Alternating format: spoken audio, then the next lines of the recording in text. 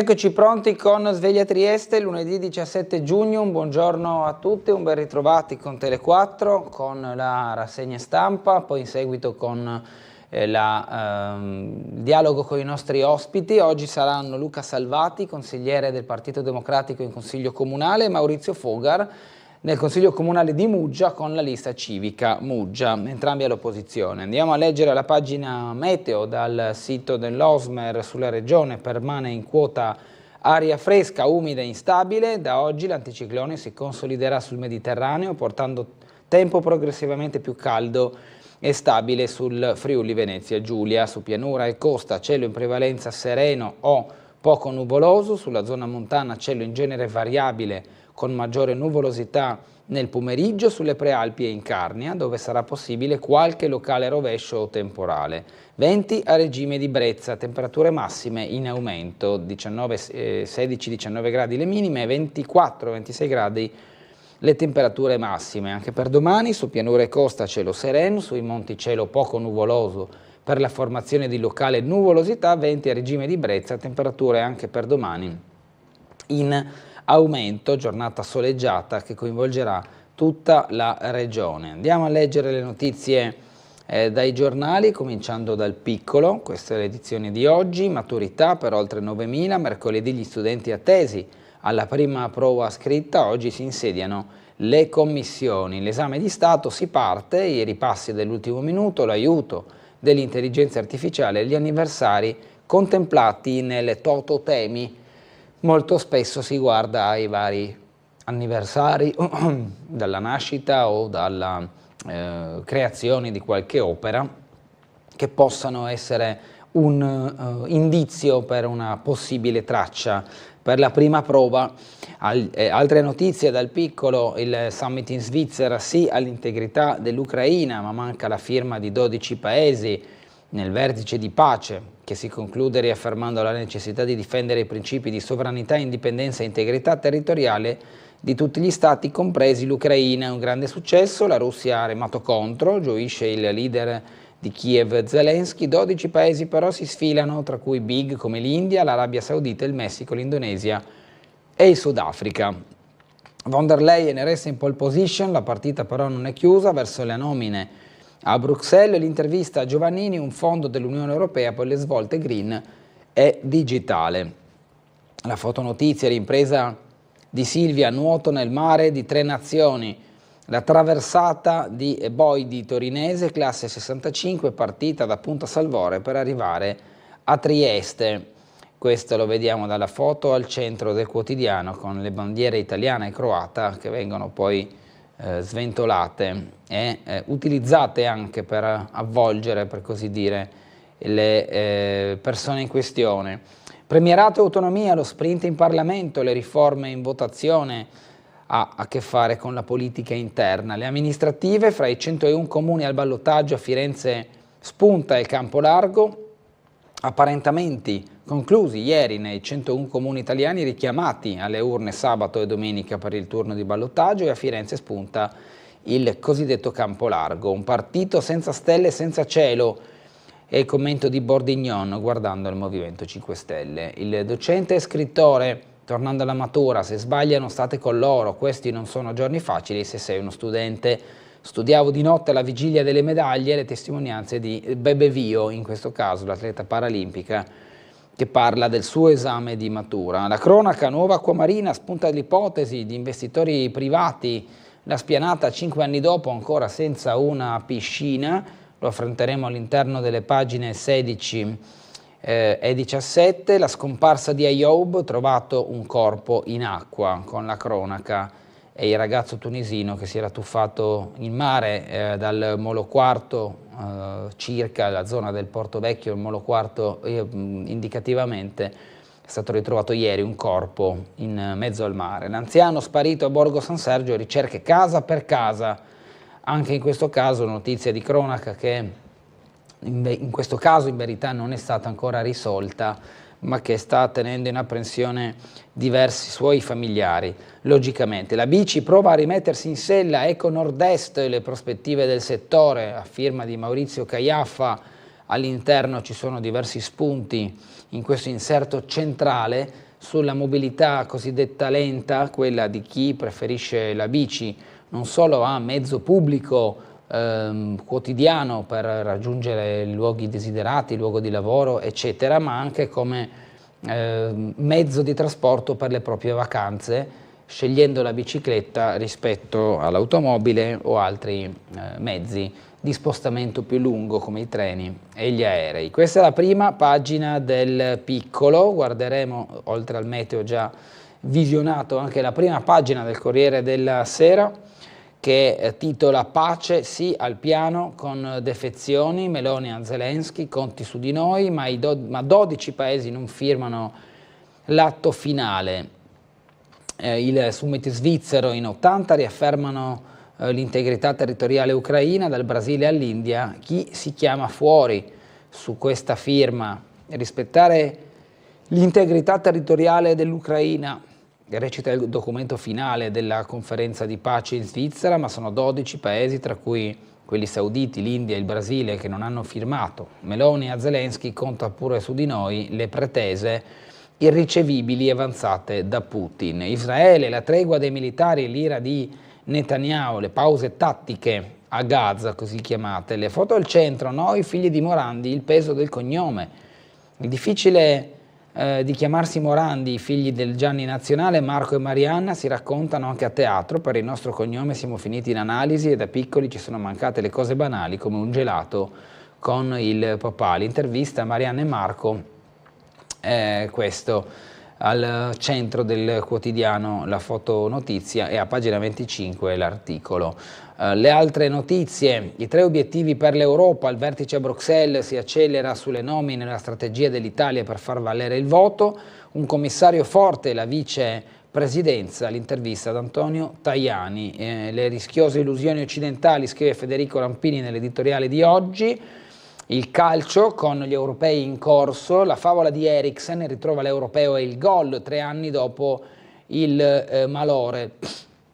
Ricorderete, chi si ricorda, proprio il giocatore Eriksen della Danimarca, ex Inter, che accusò proprio durante competizioni di 3 anni fa un malore che lo aveva portato a doversi curare per un problema che si manifestò direttamente in campo, con il giocatore che si accasciò a terra, la squadra che fece da scudo anche per una questione di rispetto nei confronti dello stesso malore che ha avuto Eriksen. Ebbene, a 3 anni da quel episodio, che aveva un attimo lasciato anche in apprensione i tifosi, ma un po' il mondo sportivo e non solo, che seguiva le partite di quel periodo, ecco, è tornato in campo, ha anche segnato ieri con la sua nazionale. La spedizione 8 alpiniste, la sfida del K2. A pagina 23 Franco Brevini ci racconta questa spedizione tutt'altro che facile. Verso la maturità, commissari d'esame a scuola e il 15% in pensione. A 2 giorni dalla prima prova della maturità, non tutte le 14.072 commissioni d'esame sono complete. Se non ci fossero i pensionati sarebbe una vera urgenza. Passare la maturità, scrive Alessandro D'Avenia, ai parlamentari assenti giustificati invece. E il focus di Dataroom di Michelena Gabanelli e Claudia Voltatorni. Un viaggio tra i doveri dei nostri parlamentari, molto ben retribuiti, dato che reggono i destini del paese e devono essere incorruttibili. Un onorevole incassa tra i 13 e i 15 mila euro al mese, può saltare il 70% delle votazioni in un giorno e inoltre risulta presente anche se in missione. Questi sono poi i criteri che sono alla base del regolamento interno del Parlamento sulle presenze, sul compenso, sugli obblighi, sui doveri fondamentalmente del deputato.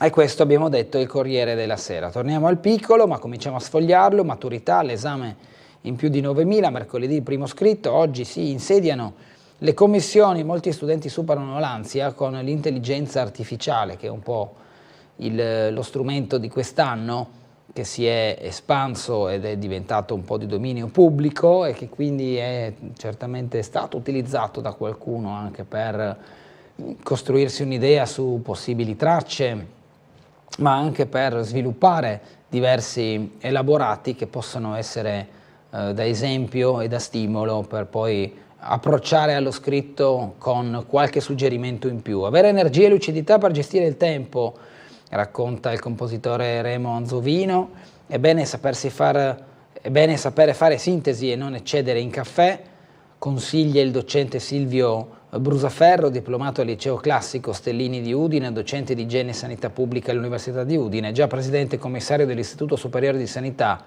che ha due suggerimenti: fare sintesi delle cose studiate e arrivare all'esame con una buona preparazione fisica e mentale.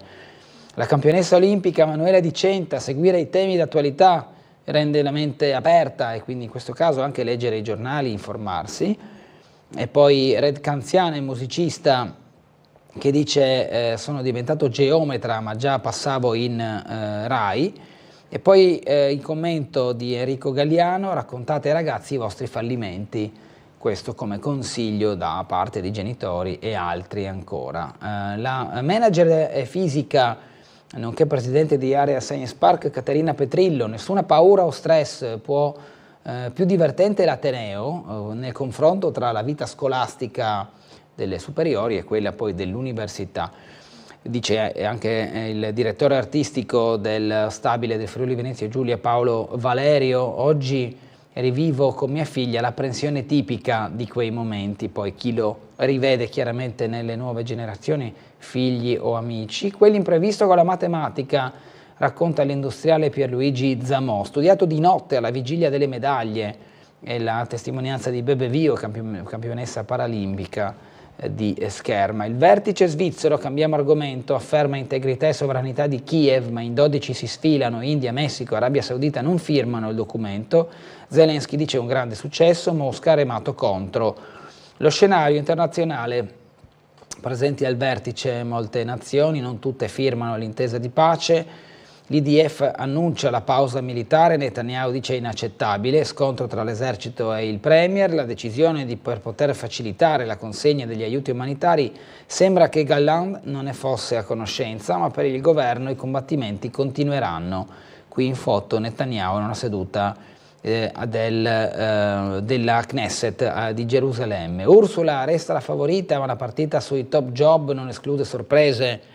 Per la nuova governance europea i giochi non sono ancora fatti, per quanto ci siano delle fughe in avanti sulla rinomina di Ursula von der Leyen. Ora Meloni guarda l'Unione Europea, da domani la trattativa e la sfida, archiviato il G7, ora è tempo di guardare ad altri argomenti. Parte lo sprint per le riforme, le opposizioni vanno in piazza. Domani in Senato il primo ok al premierato, ma è Forza Italia dubbiosa sull'autonomia, e mentre in aula fremono i lavori, il Partito Democratico chiama tutti a difesa della Costituzione. I patti per i ballottaggi: a Firenze si federa l'alleanza tra Partito Democratico e Movimento 5 Stelle. Grillo punta alle origini e il dialogo con Conte, Salis diserta l'evento e ancora provate il forfait alla festa di Alleanza Verdi e Sinistra, che l'ha candidata all'Europarlamento dentro il quale è entrata a titoli di preferenze. L'intervista a Enrico Giovannini: la sfida per l'Unione Europea, un fondo comune per green e digitale, l'economista ed ex ministro, la questione centrale per la legislatura europea è se la maggioranza uscente avrà la coesione per affrontare la transizione. Il motore dell'integrazione sono Germania e Francia, contro di loro non si avanza, servono azioni per evitare il sorpasso industriale e tecnologico di altre potenze globali, ha detto Enrico Giovannini. Questo è invece un parco eolico offshore che è uno degli esempi delle spinte dell'Europa sull'energia green, utilizzando proprio l'eolico e non soltanto il solare. Il cuore delle penne nere: oltre 50.000 alpini riuniti a Bibione nel raduno del Triveneto, ieri mattina la sfilata conclusiva nella località balneare adriatica. Il governatore Zaia: tre regioni presenziano assieme a una grande festa di popolo, ha detto Zaia. Il presidente Favero: costruiamo ogni giorno la nostra ferrea volontà di pace, ha detto riguardo alla sfilata di Bibbione. Andiamo in Friuli Venezia Giulia: sostituzioni, riassetto e riduzione di attività per consentire le ferie ai dipendenti Asugi. le soluzioni dell'azienda sanitaria Giuliano Isentina per il periodo estivo.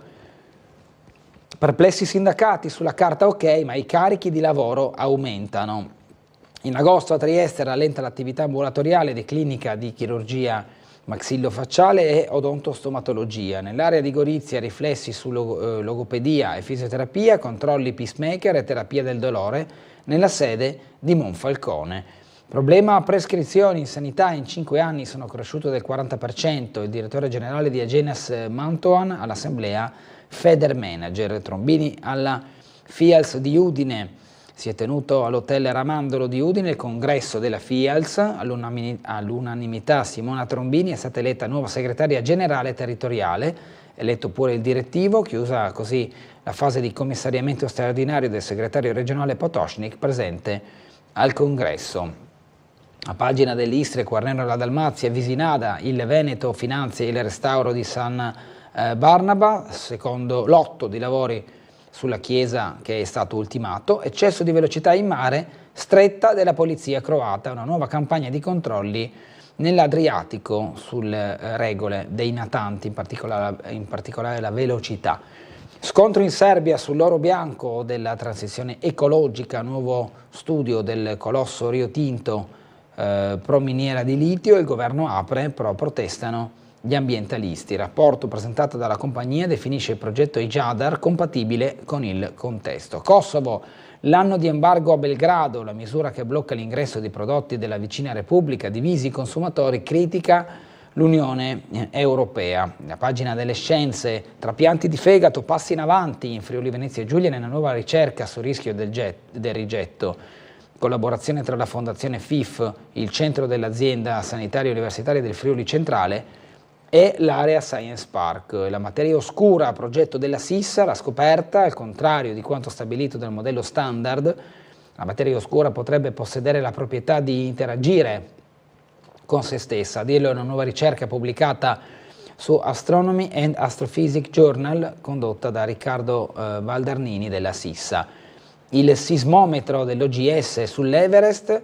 Sono passati 10 anni dall'installazione del nuovo sismometro dell'OGS all'osservatorio Piramide a 5 km dal campo base dell'Everest. Oltre a segnalare i terremoti di magnitudo superiore a 5 nelle aree asiatiche, il sismometro si focalizza anche sulla microsismicità. Analisi sulle strategie dei super topi. I topi non sono tutti uguali, ce ne sono alcuni, quelli più audaci o curiosi, perché percorrono maggiori distanze con i semi e li nascondono in siti ottimali per la germinazione. Uno studio di Alessio Mortellitti dell'Università di Trieste cercherà di analizzare proprio questa relazione e se ne occuperà in persona. Benedetta e i mini laboratori ideati negli spazi di Elettra, il personaggio raccontato da Mary Barbara Tolusso. Benedetta Marmioli di Modena, mi sono laureata in ingegneria dei materiali all'Università di Modena Reggio Emilia, dopo di che ho conseguito il dottorato in ingegneria industriale all'Università di Ferrara. A Trieste è giunta un po' per caso, seguendo la passione per la ricerca. Sono arrivata qui grazie a una ditta che era in contratto con il gruppo di microfabbricazione di Elettra Sincrotrone. Nel 2003 infatti Benedetta è attiva al Sincrotrone, prima nel gruppo di microfabbricazione e con il partenariato dell'Università di Graz, che ha collaborato presso il laboratorio di Elettra. Trieste mi piace tantissimo, va detto che è molto migliorata. All'inizio del 2003 era ancora un po' spaesata, ma ora l'apprezzo totalmente, ha detto questa lavoratrice dell'Elettra Sincrotrone, questa ricercatrice. Lo stato dei libri nelle novità in pillole. Enea ha definito un protocollo diagnostico che permette di valutare in modo rapido e non invasivo lo stato di conservazione dei libri antichi ed efficacia dei trattamenti. La frutta da conservare, lo sviluppo di un rivestimento con materiali biodegradabili che prolunga la conservabilità della frutta è uno degli obiettivi del progetto Profax di diversi centri della CREA. Ancora le interfacce neurali, un passo avanti verso le interfacce bioelettriche avanzate neurali, lo ha presentato su Nature Materials, un gruppo che ha coinvolto studiosi dell'Ateneo di Bologna. La rubrica al microscopio, la sperimentazione è ciò che distingue la vera medicina dalla cialtroneria, dice Mauro Giacca. Moderna e Merck hanno annunciato il lancio di una sperimentazione su più di 1000 pazienti con il melanoma, approccio analogo quella di BioNTech, che ha prodotto il vaccino contro il Covid, commercializzato poi dalla Pfizer. 4 suicidi in cella, 43 in un anno, il garante avvia verifiche sulle morti, la denuncia dei sindacati carcerari, numeri pazzeschi, indegni per un paese civile. E allarme carceri, lo scrive Massimo Nestico nell'articolo che stiamo guardando in questo momento, le notizie di cronaca in breve che guardano a ciò che è accaduto nel paese. Movida violenta, muore dissanguato a colpi di coltello in provincia di Salerno. Stuprata a 16 anni, la ragazza accusa un neo 18enne.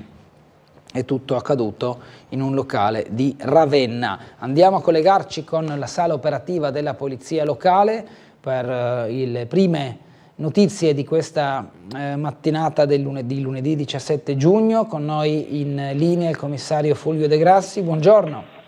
Sì, buongiorno Gugliotta e a tutti i telespettatori, buon inizio settimana. Buongiorno a lei. Iniziamo con il dire che la notte, per quanto ci riguarda, è trascorsa abbastanza tranquillamente, solamente interventi di routine da parte delle nostre 2 pattuglie serali. Per quanto riguarda la giornata odierna abbiamo in cartello dei lavori sulla grande viabilità triestina, più precisamente gli svincoli di entrata in Campi Elisi e via Fiamme Gialle saranno chiusi per asfaltatura, e perciò per imboccare le grandi viabilità in direzione Venezia bisognerà entrare da via Svevo, quindi con probabili ripercussioni sul traffico veicolare sull'asse da Fiamme Gialle verso via Svevo, passaggio Sant'Andrea. Perciò attenzione, ripeto, i svincoli delle via Campi Elisi, via Fiamme Gialle delle grandi viabilità sono chiusi in entrata, dovrebbero essere riaperti intorno al 22 di giugno. Ricordo che c'è sempre chiusa la galleria Carso del raccordo autostradale 13 in direzione di Trieste, quindi c'è stato in questi giorni un notevole aumento di traffico sull'ex 202 e Bivio H, perciò attenzione per chi percorre queste arterie. Questa sera alle 18 c'è la festa della Pallacanestro Trieste in Piazza della Borsa, non interessa la viabilità per quanto riguarda i veicoli, però potrebbe creare delle ripercussioni per afflusso di persone. Per il resto al momento non abbiamo interventi particolari in atto, il traffico al momento è tranquillo, vi restituirei la linea. Grazie commissario De Grassi, buona giornata, buon lavoro.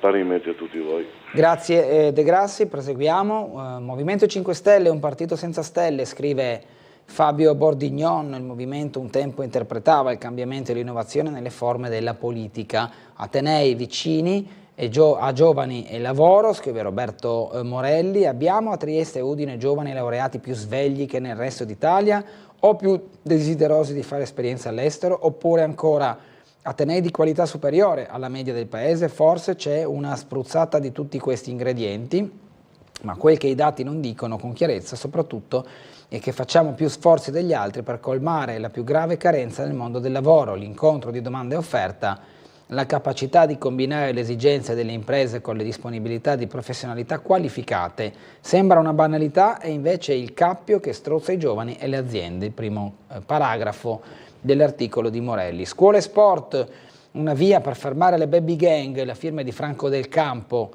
che guarda proprio allo sport come attività nobile anche per togliere la delinquenza dalle strade. Andiamo alle notizie di cronaca, della cronaca di Trieste. Nuova Acquamarina, avanza l'iter, spunta anche l'interesse dei privati. Piano al vaglio degli uffici comunali, l'assessore Lodi conferma l'ipotesi di partenariato, ci sono dei primi colloqui, ha detto. I documenti di indirizzo arrivati in municipio, ora si valutano i costi, in ballo anche realtà con esperienza nel settore dei poli natatori. Il progettista è stato incaricato, il documento di indirizzo è pronto e il Comune a breve incontrerà possibili finanziatori privati con esperienza pluridecennale nella costruzione e gestione dei poli natatori. Il cronoprogramma è tutto da scrivere, ma la nuova piscina terapeutica, assicura l'assessore ai lavori pubblici Elisa Lodi, rinascerà su quella abbattuta. Questa è una certezza. Lo ha detto, come riferito l'assessore Lodi. Ci sono diversi Percorsi intanto il crollo del tetto della terapeutica risale al 29 luglio del 2019, il bilancio poteva essere tragico, ma fortunatamente quel giorno la piscina era chiusa per manutenzione. La demolizione di ciò che ne rimaneva è stata avviata solo 4 anni dopo, il 24 luglio del 23, a seguito di un lungo processo per chiarire le dinamiche dell'accaduto. Terminato il cantiere, la spianata dove sorgeva l'acqua marina è oggi ricoperta da una colata di asfalto. Tra le richieste dell'utenza c'è una quarta vasca paralimpica di acqua dolce e fredda, per la quale però dobbiamo attendere un secondo lotto. L'area è demaniale e la sua realizzazione richiederebbe una modifica al piano regolatore dell'autorità di sistema portuale. Ciò allungherebbe i tempi, non possiamo permetterlo, auspichiamo un progetto a più lotti, dice la portavoce del coordinamento Federica Verin. Altri elementi riguardano l'utilizzo di ozono e tariffe popolari come da precedente convenzione. Così una piscina fa la differenza e migliora la qualità della vita, la testimonianza di Caterina Pellizzer, ex utente della terapeutica, che si è aperta a un suo racconto con il collega Del Piccolo, lei che utilizzava proprio questo polo natatorio. L'alcol, il tuffo e la fuga degli amici, il giallo della scomparsa di Ayoub, il cadavere segnalato dai canottieri davanti alla diga foranea, i tanti interrogativi da chiarire, il video che mostrano il gruppo di connazionali scappare.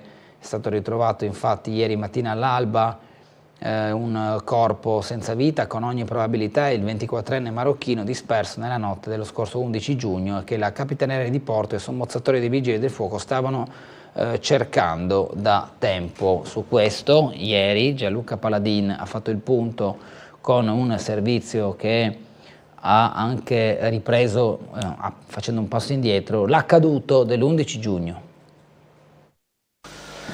Un cadavere ritrovato dagli operatori della Guardia Costiera questa mattina all'alba all'interno della diga foranea compresa fra i moli terzo e quarto del Porto Vecchio. Il corpo di un uomo e vista la posizione del ritrovamento, tutto fa pensare si tratti di Ayoub, il 24enne marocchino richiedente asilo precipitato in mare lo scorso martedì. A comunicare la notizia del ritrovamento la Capitaneria di Porto di Trieste. La segnalazione è arrivata tramite la società Canottieri Adria, impegnata in un'attività di addestramento. Sul posto è stata inviata la vedetta della Guardia Costiera CP811 che ha proceduto al recupero del cadavere e al successivo trasbordo alla banchina prospiciente la sede della Capitaneria di Porto. Ancora devono essere espletati gli opportuni accertamenti per risalire all'identità del cadavere, ma non ci sarebbero dubbi. Ayoub all'alba di martedì 11 giugno si trovava assieme ad altri cittadini stranieri in Porto Vecchio dopo una serata alcolica.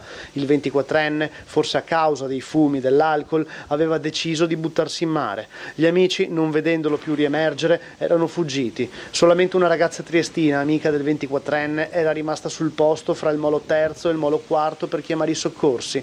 Appena prima la giovane era stata assistita da una guardia giurata in servizio, Christian Currò, che aveva anche contribuito ad avviare le operazioni di ricerca del disperso assieme ai sommozzatori dei Vigili del Fuoco. Nei giorni scorsi Christian ha rilasciato la sua testimonianza di quanto accaduto a Tele4. Ho chiesto se serviva ausilio alla gente, il capomuta in questione, mi hanno detto di sì, mi sono fermato, in quel frangente è arrivata una ragazza urlando e il mio amico è caduto in mare, è morto, aiutatemi, è morto. L'abuso di alcol combinato a un crampo mentre nuotava potrebbero essere le cause dell'incidente che ha portato alla morte di Ayoub. Le ricerche mirate del giovane disperso erano durate 3 giorni ma senza esito, poi lo stop del dispositivo di emergenza straordinaria e la ricerca è proseguita nei binari della normale attività delle motovedette fino al ritrovamento di questa mattina. Andiamo a leggere nella stessa pagina del Piccolo dove veniva proprio raccontata questo ritrovamento del corpo. Oltre 1000 a San Luigi per la festa del sacrificio, includere le donne. La comunità musulmana fra preghiere e banchetto con pietanze tipiche diviso fra maschi e femmine. Queste ultime erano presenti in 70, alcune immagini riprese dal quotidiano della giornata di ieri della preghiera sul campo di calcio di San Luigi durante la festa del sacrificio, e poi in quest'altra foto le donne presenti durante la celebrazione molto sentita dalla comunità islamica. Ci fermiamo per andare in pubblicità, sono le 7:30, vi ricordo ancora una volta che gli ospiti che saranno con noi il primo tra mezz'ora sarà Luca Salvati, consigliere comunale del Partito Democratico, dalle 9 alle 10 Maurizio Fogar, consigliere a Muggia con la lista civica Muggia. Noi ci vediamo tra poco per la rassegna stampa.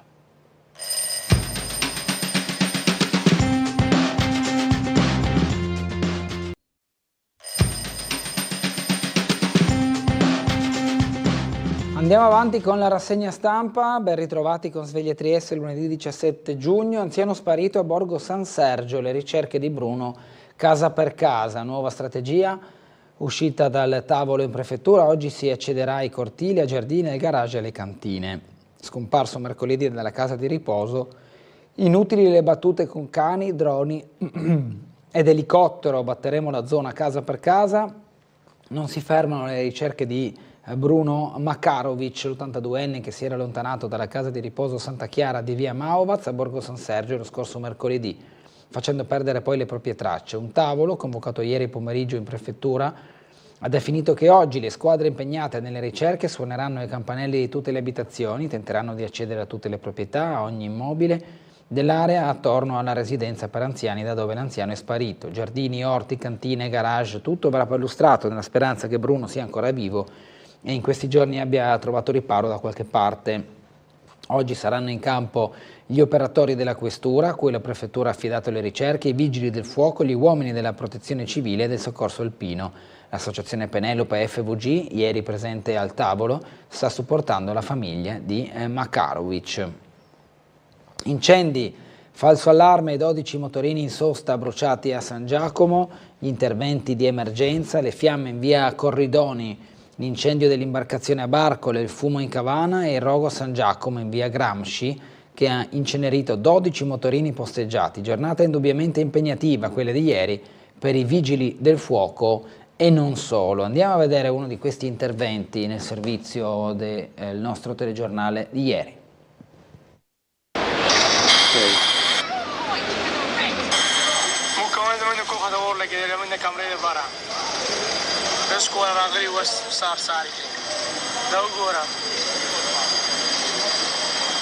Prima le fiamme, poi tanto fumo e la paura di essere coinvolti nell'incendio. Ad andare a fuoco un ufficio di un appartamento gestito dall'ICS e situato al primo piano di uno stabile di via Corridoni.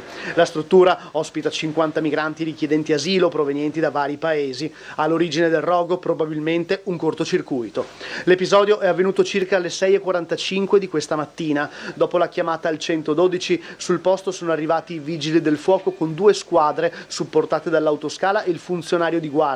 I pompieri hanno fatto evacuare lo stabile. Tutti gli ospiti della struttura sono stati fatti uscire dai loro alloggi a scopo precauzionale. Come detto, l'incendio ha interessato una sola stanza, quella dell'ufficio. I pompieri hanno raggiunto il locale e in circa mezz'ora sono riusciti a spegnere il rogo prima che le fiamme si propagassero. Diversi mobili e altre parti in legno che avrebbero potuto fungere da conduttore per un rogo molto più grande. Nessuna persona è rimasta coinvolta nell'incidente. L'ambulanza è giunta sul posto, il personale medico era pronto ad assistere le persone a causa dei fumi inalati, ma nessuno è rimasto intossicato. La strada però è stata chiusa al passaggio sia dei veicoli che delle persone a piedi fino a conclusione delle operazioni. Le forze dell'ordine hanno provveduto a sbarrare l'ingresso di via Corridoni e anche i residenti di questa e delle vie limitrofe hanno dovuto attendere per transitare. Dopo la fine delle operazioni di spegnimento e di assistenza ai richiedenti asilo e operatori ICS, i vigili del fuoco hanno proceduto con la bonifica di tutte le parti bruciate dell'appartamento. Le operazioni sono terminate dopo le 11 e tutti gli ospiti della struttura hanno potuto fare ritorno ai loro alloggi.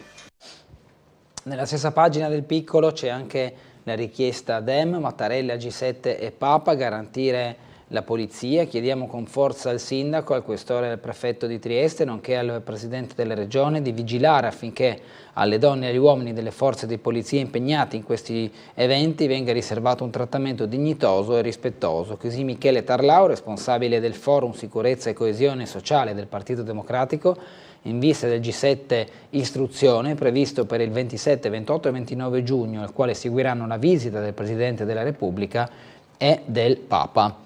Sede di Unicredit in via Battisti, conto spostato a 13.000 clienti, chiudono le agenzie di via Carducci e Largo Tomizza. I correntisti della banca, se non scelgono diversamente, passeranno in automatico alla nuova filiale. Qui vediamo l'esterno dell'agenzia Unicredit in via Battisti, rinnovata in procinto di aprire. Il piano scatta dal prossimo lunedì. Piccole e medie imprese, lavoro e sicurezza, patto fra sindacati e Confcommercio, nasce dalla convinzione dell'opportunità di favorire e sviluppare politiche efficaci di prevenzione e sostegno ai lavoratori e alle imprese sul fronte della sicurezza, l'accordo siglato dal presidente regionale di Commercio Gianluca Madriz e dagli esponenti sindacali Mari Cabaio della Filmcam CGL del Friuli Venezia Giulia, Adriano Giacomazzi della Fisascat CIL regionale e Matteo Calabrò della Wiltux dell'FVG. Presenti il presidente dell'ente bilaterale Andrea Sappa e il vice Fabio Pillon. Cambiamo pagina. Gli eventi della domenica, turisti in Ponte Rosso, i triestini amano il modello Barbacan e l'impresa nuoto. Agli stand di Mare Nord-Est vanno gli addetti ai lavori, poi tutti sulle rive, gli artigiani di sera attirano un pubblico di abitué fra vestiti e profumi. Nel mare, di fronte a Piazza Unità, velate dagli abbaglianti riflessi del sole, compaiono all'improvviso due braccia mosse al ritmo di stile libero. Dalla banchina qualcuno esclama «È lei!». La piccola sagoma si avvicina lentamente salendo i gradini della Scala Reale, dietro la cuffia e gli occhialini. L'espressione della nuotatrice tradisce le ore di fatica, il pubblico scoppia in un applauso e allora la sua smorfia può finalmente sciogliersi in un sorriso con l'arrivo di Silvia Boidi in Piazza Unità, mentre nelle altre foto si vedono la simulazione delle unità cinofile con proprio la presenza dei cani salvataggio e dei propri istruttori alla Scala Reale. Invece nelle foto qui a sinistra l'edizione di Barbacan Produce con diverse persone che hanno preso parte a questa edizione estiva della Kermesse. Il mio arrivo in Piazza Unità è un'esperienza indimenticabile. Silvia Boidi, partita da Punta Salvore, dice mi alleno solo una volta a settimana per un'ora e mezza. C'è l'intervista che ha realizzato Francesco Bergic proprio alla stessa Boidi. L'inserto Nord-Est Economia, la rivoluzione di OVS, 19 anni dopo ora la sfida dell'underwear, le aziende, l'avventura delle sorelle Tissot per preservare i cibi d'eccellenza, la rubrica La scarsa sete di Prosecco, di bar e ristoranti e i limiti della grande distribuzione organizzata e poi il focus, la bicicletta prova a rimettersi in sella con il focus proprio come detto dedicato alle due ruote. Il cicloturismo e bici elettrica rilanciano la bike economy, c'è un quadro con numeri e statistiche che guardano al settore produttivo italiano della bicicletta, al totale dei turisti che utilizzano questo veicolo, l'andamento dei ricavi nel settore della bici che hanno avuto un momento di apice, un momento di flessione e ora stanno tornando a livelli soddisfacenti. La ciclovia Alpe Adria volano per tutto il Friuli, la risposta alla Dobbiaco Linz, un tracciato reso attrattivo dalla dimensione mitteleuropea, ogni anno cicloturisti a decine di migliaia. C'è anche la spinta del ciclismo classico, si fa sentire soprattutto in Carnia, dove lo Zoncolan è diventato un'icona e non solo il cosiddetto mostro del Giro d'Italia. I miei 19 anni di OVS, ora la sfida underwear, Stefano Beraldo, l'amministratore delegato, si racconta in questa intervista di Roberta Paolini. Ricette della tradizione come ambasciatrici per gusto e cultura di tutto il territorio, il Centro Dolce Friuli di Carpacco, azienda che ha superato i 50 anni. Titoli tecnologici non esistono soltanto quelli dei colossi statunitensi. Cosa offre l'Italia fra performance stellari e timori di un possibile surriscaldamento? E sono numerose le aziende italiane, anche di una portata piuttosto modesta, ma che fanno un buon lavoro. La creatività di ABS Group, che reinventa i tessuti e li usa per gli allestimenti, l'azienda di Vittorio Veneto 15 anni fa ha intrapreso una strada completamente nuova. Il prosecco in Italia si vende di più sugli scaffali dei supermercati, scrive Maurizio Cescon, con questo spunto che guarda più al consumo domestico che a quello nei locali. In centro a Muggia, nuova sede dell'Ongia nel ricordo di Pop, il corso Puccini. La compagnia di carnevale apre lo spazio di aggregazione recuperando archi e masegni, sala dedicata a Livio Frausin. Qui Luigi Putignano ce lo racconta, l'inaugurazione poi nella foto dell'articolo. Nella nuova sede dell'Ongia era presente il vice sindaco del Conte, ma c'era anche l'assessore Mariucci, almeno quello che si vede da questa foto, oltre al sindaco Polidori. Muia Baskers Festival e sfilata in maschera, stanziati 30.000 euro, in programma a luglio e ad agosto, con le delibere che finanziano questi eventi sempre a Muggia.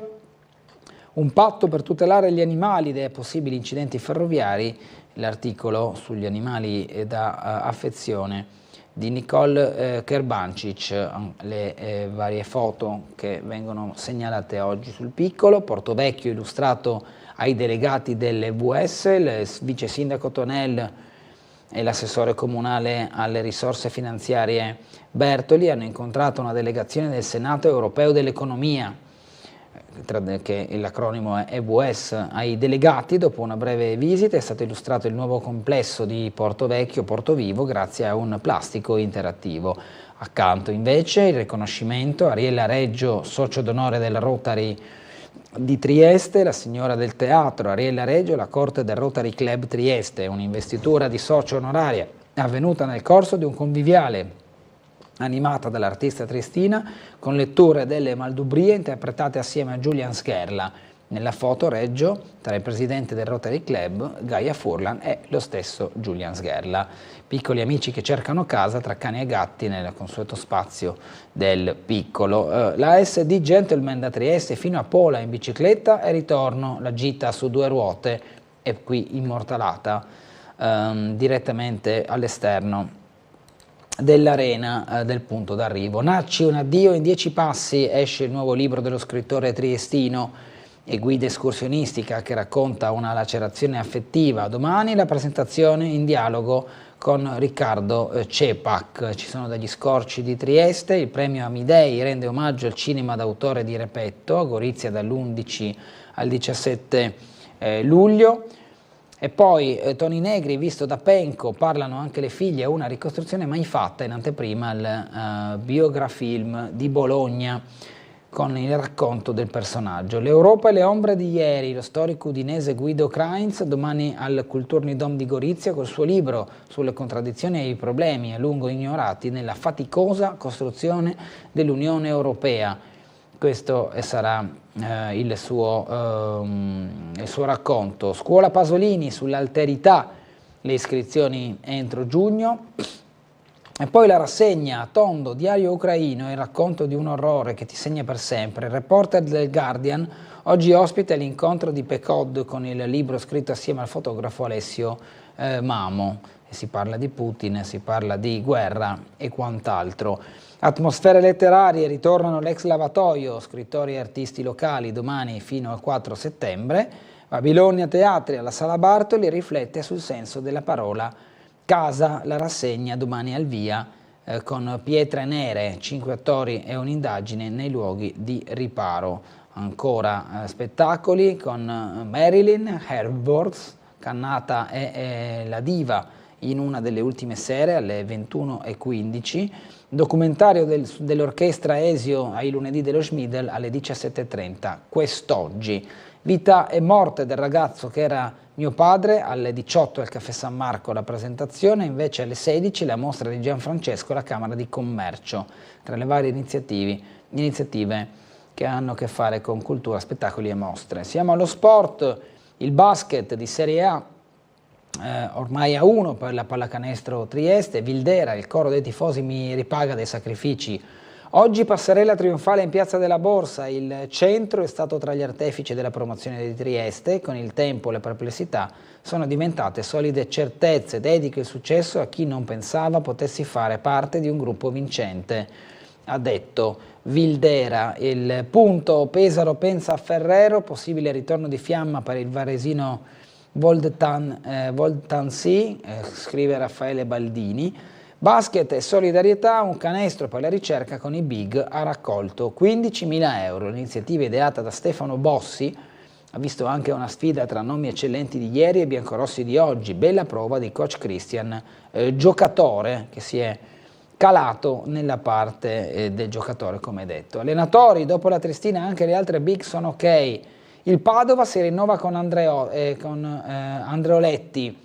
Il Vicenza conferma Vecchi, ancora senza guida la Feralpi, il Lecco e la Pro Vercelli. La Triestina ha scelto Santoni, che lo vedete qui in foto nel suo arrivo a Trieste in Piazza Unità con la foto a fine maggio e la scelta che è ricaduta su di lui per la stagione che comincerà tra poche settimane. Da Berti a Milanese, il centro sportivo sogno incompiuto, ma Ben Rosenzweig può farcela. Dopo l'avvio dell'iter formale, il piano dell'Unione entra nella fase operativa, qualcosa di mai realizzato in 105 anni, un'utopia, un miraggio, talvolta una boutade, giusto per qualche fiammata di visibilità. L'idea del centro sportivo ha sfiorato la mente di diversi presidenti nella storia della Triestina. In epoca recente, tracciando dunque una linea riassuntiva a partire dal nuovo millennio, fu ad esempio Amilcare Berti a partorire l'idea, quell'uomo che ha fatto la storia della doppia promozione dalla C2 alla B, assieme al condottiero Ezio Rossi, protagonisti assieme, seppur di carattere opposti, venne accolto quasi come un pazzo il suo entusiastico arrivo in città con tanto di slogan Triestina, un progetto che è a completamento della società sportiva, doveva parallelamente esaltare un progredire infrastrutturale. Del resto era nel DNA dell'imprenditore rilevare aziende in crisi per rilanciarle a nuova vita. Con la squadra catapultata in B, ma defraudata poi dalle malefatte di Calciopoli, l'anno seguente della A mancata, Berti perse l'entusiasmo e cedette la società a Tonnellotto in primavera. Un naufrago quindi una prima volta l'idea di un centro sportivo ipotizzato per anni alla periferia ovest di Trieste, il villaggio del pescatore, ma anche ai tempi si parlava di Padriciano, siti poi rivalutati proprio dall'ex immobiliarista delle diete macrobiotiche, così sfacciato da parlare di torri panoramiche allo Stadio Rocco prima di fuggire inseguito dai tifosi e lasciare la società sull'orlo del fallimento. In meno di un anno dall'amministratore giudiziario Consoli prima e alla famiglia Fantinelle dopo. Paradossalmente la proprietà che ha garantito più campionati in B negli ultimi 50 anni, 9 consecutivi, fu quella meno pervasa dalle idee faraoniche a livello di campi.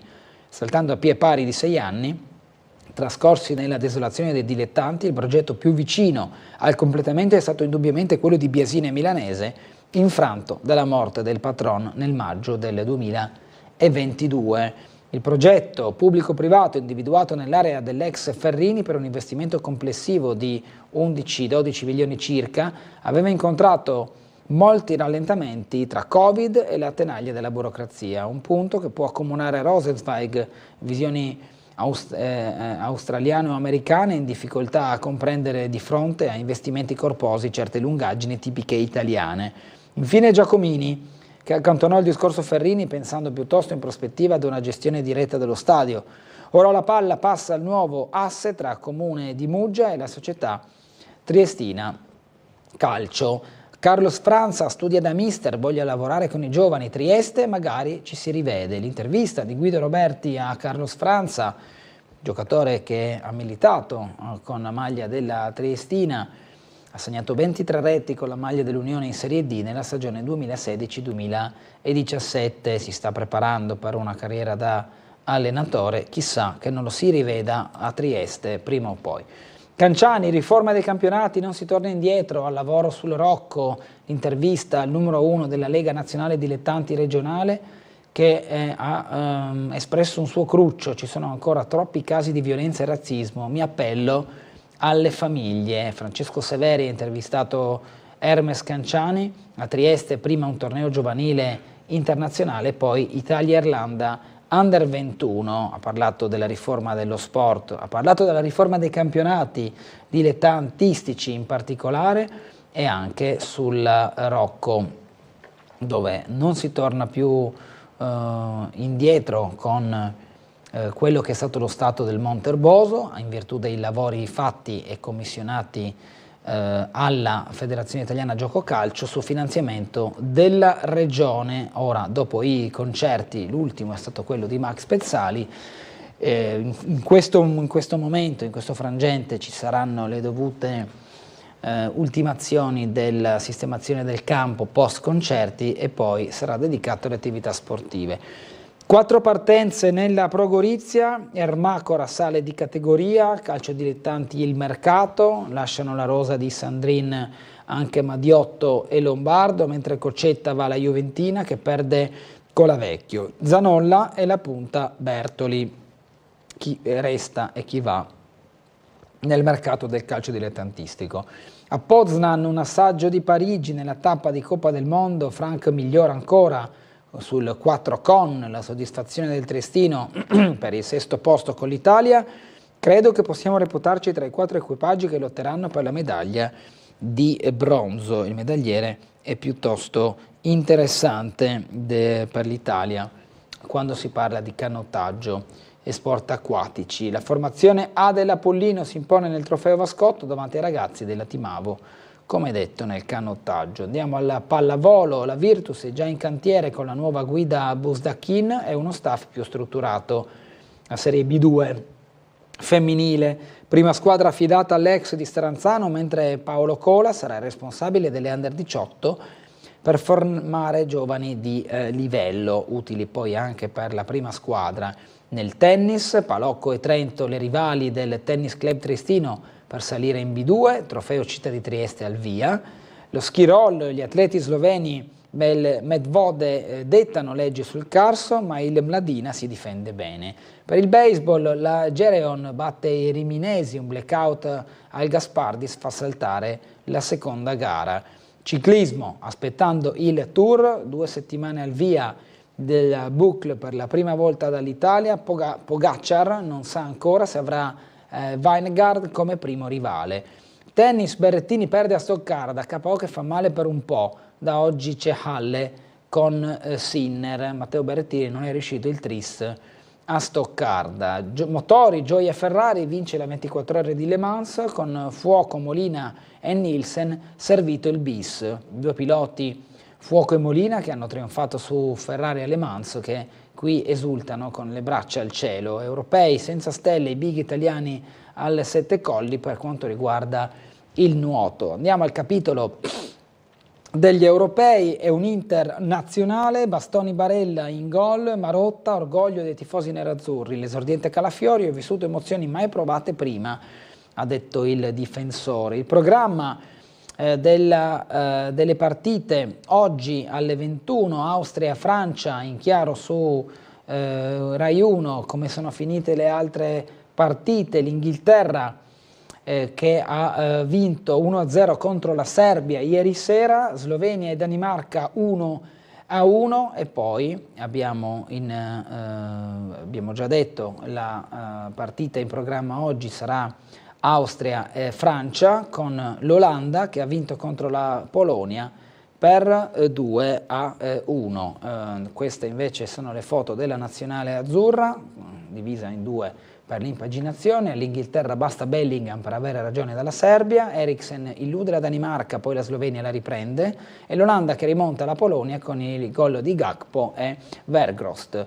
C'è l'Austria per la Francia, ma Mbappé parla di elezioni. Infatti in Francia c'è un clima di attesa anche politica per quello che sarà il voto in Francia dopo che il presidente Macron aveva indetto le elezioni per il Parlamento francese, e quindi tra alcuni giocatori, Mbappé ma anche Thuram, alcuni giocatori parlano anche di elezioni del ritiro in Germania per l'europeo in corso, e vedremo sul campo questa sera Austria e Germania che cosa ci dimostreranno. La Francia è una delle squadre che con la Germania, padroni di casa, e l'Inghilterra, anche l'Italia in quanto campione in carica, sono tra le più attese e anche quotate per la vittoria della competizione. È tutto per questa rassegna stampa, ci fermiamo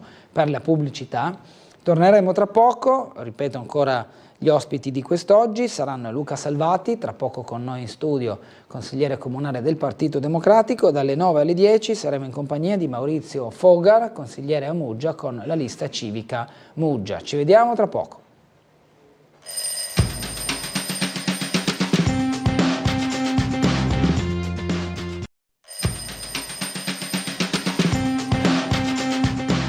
Ben ritrovati in diretta con Sveglia Trieste. Come anticipato siamo in compagnia di Luca Salvati, consigliere comunale del Partito Democratico. Buongiorno Salvati.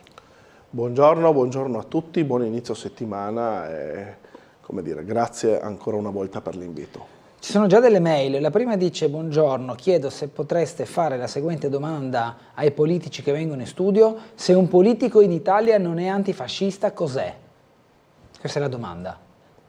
Se un politico in Italia non è antifascista, è fascista. Bene, penso che abbiamo risposto tipo interrogazione a scuola. Per l'Unione chiediamo un progetto vincente, servono competenze e lungimiranza, avanti Unione, scrive Lorenzo, tifoso della Triestina, che si augura competenze e lungimiranza. Si può dire che questa società sta dimostrando comunque qualcosa, insomma. Beh, rispetto sicuramente alle ultime società c'è stato, credo, un'evoluzione, comunque una volontà di investire sulla nostra prima squadra che pochi altri hanno dimostrato negli ultimi anni. Poi sicuramente possiamo, almeno personalmente, ritengo che anche da ex calciatore, che non siano state fatte delle scelte adeguate. Il fatto di aver esonerato Tesser, mi scusi sento di poterlo dire, mi scusi la metafora, ma mi ricorda un po', credo che tutti abbiamo visto il film di Canà, l'allenatore nel pallone, quando il presidente, pur di non andare in A, disse di non fare entrare a giocare, adesso non ricordo il nome del... Socrates. Ecco, Socrates, probabilmente perché non è, voglio dire, ci può anche stare che una società non se la senta di andare nella categoria, quindi non la vedrei assolutamente come una critica. Ma lei dice che è stata una scelta chiara di non voler andare in Serie B? Io credo che la gestione Tesser era una gestione che, ma non solo io, anche gran parte dei tifosi, che non si vedeva veramente da anni, anche perché conosciamo tutti lo spessore e il profilo dell'allenatore. A un certo punto sono state delle scelte concomitanti, quella appunto dell'aver esonerato Tesser, non ultima, quella anche di non aver fatto, a mio avviso, un calciomercato invernale degno di questo nome, e allora uno inizia a dire 1 più 1 e nell'ottica, perché in effetti andare in una categoria, non dico che sia questa la motivazione, però la comprenderei, andare in una categoria magari per stare un solo anno e non essere pronti, quindi non andare con una squadra che abbia delle basi importanti, in effetti poteva essere anche controproducente. Quindi aver voluto dire, beh, un attimo solo, facciamo un attimo, rimaniamo comunque coi piedi per terra, cerchiamo, per me l'allenatore appunto, il dopo Tesser, la scelta è stata imbarazzante, però cerchiamo un attimo di attestare, far sì che questa squadra riesca almeno ad arrivare ai playoff, dopo là ce la giocheremo, ma soprattutto riesca poi nell'anno successivo a fare un'annata davvero importante in modo da andare in B, anche perché non possiamo avere la pallacanestro in A1 e la Triestina che non sia in B, anche perché, ed è stato un peccato, dico la verità, non aver fatto l'unplan, e quindi qua l'orgoglio del calcio triestino deve a tutti i costi venire fuori, e ancora tante congratulazioni per la pallacanestro Trieste. Credo che non ci sia nulla di male se lo staff e il management della Triestina abbia fatto questo ragionamento, anche perché, ecco, forse non ci si aspettava che nei primi mesi facessimo quei risultati. Questo credo che sia la cosa che ci ha stupiti un po' tutti. Io, francamente, come siamo partiti col campionato e vedendo la squadra, non pensavo che entro la fine dell'anno del 2023 saremmo stati in vetta comunque nei primi 3 posti della classifica. Vabbè. Andiamo a sentire una telefonata. Buongiorno. Pronto, buongiorno. Prego. Mi sentite? Sì. Sì, allora volevo chiedere al suo ospite, che dato che avevo chiesto già altre volte, qui la stradina che è situata in via Damiano Chiesa Alta, se è possibile aprirla perché noi siamo vecchietti e dobbiamo andare con l'autobus, così non so se si ricorda. No, mi ricordo, sì. Sì, ha qualche sviluppo nuovo, si sa qualcosa? Perché con gli anni siamo sempre più vecchi, a questo punto. Guardi, non lo dico, noi abbiamo approvato questa mozione all'unanimità in Consiglio circoscrizionale nel mandato precedente. Ho ripresentato il tema, mi scusino i telespettatori, ho ripresentato nuovamente Damiano Chiesa il tema, anche perché spesso cosa succede? Quando finisce un mandato, chi subentra nel mandato precedente, diciamo, non sempre si fa carico di quelle che sono le richieste. Ho ripresentato il tema, via Damiano Chiesa, c'erano anche problemi, vedo qua che avevo ripresentato anche sempre su via Damiano Chiesa problemi relativi ai rifiuti e alle vetture che sostavano in maniera non adeguata nella parte più bassa, quella vicino, eccola qua, quella vicino con... ho ripresentato, eccola qua, guardi, il 19 di giugno, siamo a un anno, avevo scritto agli uffici, non voglio fare il nome del responsabile, però facevo: buonasera, dottor, le chiedo se il camminamento presente all'altezza di via Capofonte, illustrato nella mozione, rientra in proprietà comunale, perché era nuovamente stata rimessa in discussione il fatto che potesse non essere di proprietà comunale. Perché quella volta mi aveva detto che proprio... Sì, ma se si ricorda, guardi, anche, devo dare onore al merito anche l'ex presidente Pesarino Bonazza della sesta circoscrizione, che saluto anche perché alla fine siamo stati colleghi, un amico che ha fatto appunto per 2 mandati il presidente, lui invece era fortemente convinto che fosse di proprietà comunale e non a caso il centrodestra votò a favore di quella mozione con anche tutte le altre forze. Sì. Eccolo qua, il sentiero descritto in cartografia nella scorta... Quindi da un anno a questa parte non ci sono novità? Da un anno a questa parte io avevo chiesto quindi se si poteva procedere in tal senso. Sì.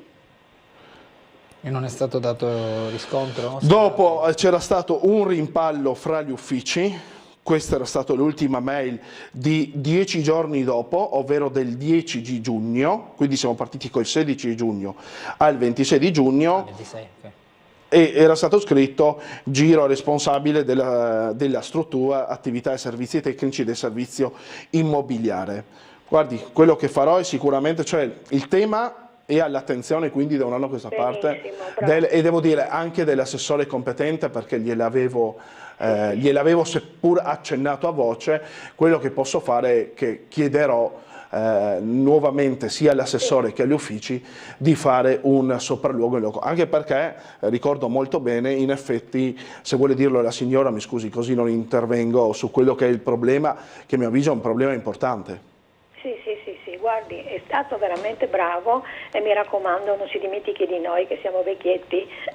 Grazie. Grazie signora, grazie Salvati anche per la puntuale risposta avvallata per trasparenza, dal suo impegno. Prego. Per trasparenza, siamo nella parte alta di via Damiano Chiesa, per intenderci siamo nel pezzo dove la strada si restringe, fa il curvone prima di passare sotto il cavalcavia. Là, dove c'è un residence di cui non ricordo bene il nome, ormai da diverso tempo i residenti, i quali per prendere il bus dovrebbero scendere tutta via Damiano Chiesa per andare in piazzale Gioberti, perché su via Damiano Chiesa non passa alcun mezzo pubblico, cosa fanno? Giustamente e in maniera molto intelligente, vicino a quel residence c'è una stradina, un camminamento, probabilmente fatto appunto proprio per l'utilizzo fatto dai residenti, ma è molto evidente, che fa sì che in quella maniera si arrivi fino via Capofonte, dove c'è invece il capolinea, se ricordo bene, del bus della 12, che per l'appunto invece percorre in discesa la via Capofonte per arrivare fino a piazzale Gioberti. Io credo che per tutta quella parte là, e quindi per non pochi residenti di via Damiano Chiesa, far sì che quel camminamento sia reso pedonale e in sicurezza, ed eventualmente con illuminazione pubblica, non so, utilizzando quelli che ormai sono quei lampioni, non ricordo correttamente il termine, ma che si ricaricano attraverso, quindi con i pannelli solari, credo che possa essere un buon servizio alla comunità, in particolar modo ai residenti di quella zona. Sentiamo un'altra telefonata, buongiorno. Buongiorno, io chiedevo sempre l'autobus del Sottolongera della 35. Sì. Si ricorda? Sì. Allora qua siamo ancora abbandonati, volevo sapere se ci sono novità oppure se dobbiamo aspettare altri 30 anni, visto che siamo totalmente abbandonati a noi stessi, non abbiamo la differenziata, non abbiamo alberi che cadono, autobus che, pensiline che non ci sono, biglietteria che non c'è, niente, abbandonati a noi stessi. Sottolongera, capolinea 35. Sì, poi siamo stati sul posto, sì, ricordo. Lo spazio c'è, non manca lo spazio Sì. per fare una pensilina. Guardi, là faccio... L'ex piazzola dove c'era l'edicola. Esatto, e avevamo fatto anche una raccolta firme, se ben ricordo quello è proprietà del demanio, ma può essere che sbaglio. Di tutto ormai, di tutto da 30 anni in qua e non è mai successo niente, siamo ancora sotto la pioggia, vergognoso. Signora, ci torneremo anche noi, poi vediamo se anche con il sollecito dei consiglieri si potrà muovere qualcosa. La situazione l'abbiamo verificata sul posto e abbiamo visto come effettivamente le persone sono al capolinea della 35 ad aspettare l'autobus senza una pensilina. Poco più in giù, se prendiamo a riferimento il capolinea come punto più alto, c'è un'altra fermata a ridosso di un curvone dove si entra negli appartamenti, che anche quello non ha una grandissima come dire, dignità da un punto di vista di attesa, perché non c'è solo il palo della fermata, non ci sono panchine né altro. Nella zona del capolinea ci potrebbe essere lo spazio, ma qui ci vorrebbe però un intervento tecnico più che l'occhio di un non esperto, come poteva essere quello della nostra troupe il giorno del posto, il giorno in cui abbiamo fatto il sopralluogo sul posto. Lì però indicativamente, come detto a occhio, sembra esserci lo spazio per poter creare almeno una copertura per attendere l'autobus salvati. Beh, lo spazio assolutamente c'è, questo è il tipico esempio di quando, torno a dire, stante il fatto che i miei ricordi tornano che quella dovrebbe essere proprietà del demanio. Questo però non esula che ci debba essere un continuo palleggiamento, mi si passi il termine, tra le varie amministrazioni pubbliche, anche perché, guardi, non più tardi di ieri mi sono preso così la libertà di andare a fare un giro in montagna, ero per l'appunto a Tarvisio, quindi non siamo gli unici ad avere tutta una serie di immobili di demanio, di altri enti che non siano quello comunale o regionale completamente abbandonati. Questo però significa che quel patrimonio è un patrimonio di tutti noi, della comunità, certo. Perché, e quindi vederli, quindi non solo a Trieste ma in giro per l'Italia, che non si ha la volontà, la capacità, le competenze di riqualificare una serie di immobili dove se vediamo adesso, mi si scusi per il paragone, ma solo perché è vicino a noi, nella vicina Slovenia invece ne vediamo, credo che tutti andiamo anche solo per andare magari in Croazia, ne vediamo davvero pochi, allora, e non perché loro non ne avessero, anche perché sappiamo qual è stata la storia del paese, beh, allora qua viene da dire ancora una volta dovremmo, quello che dico sempre, copiare o cercare di vedere in effetti come un patrimonio possa essere, dandolo magari al privato, senza trasferimenti che debbano durare, cioè noi ci rendiamo conto e sappiamo quali sono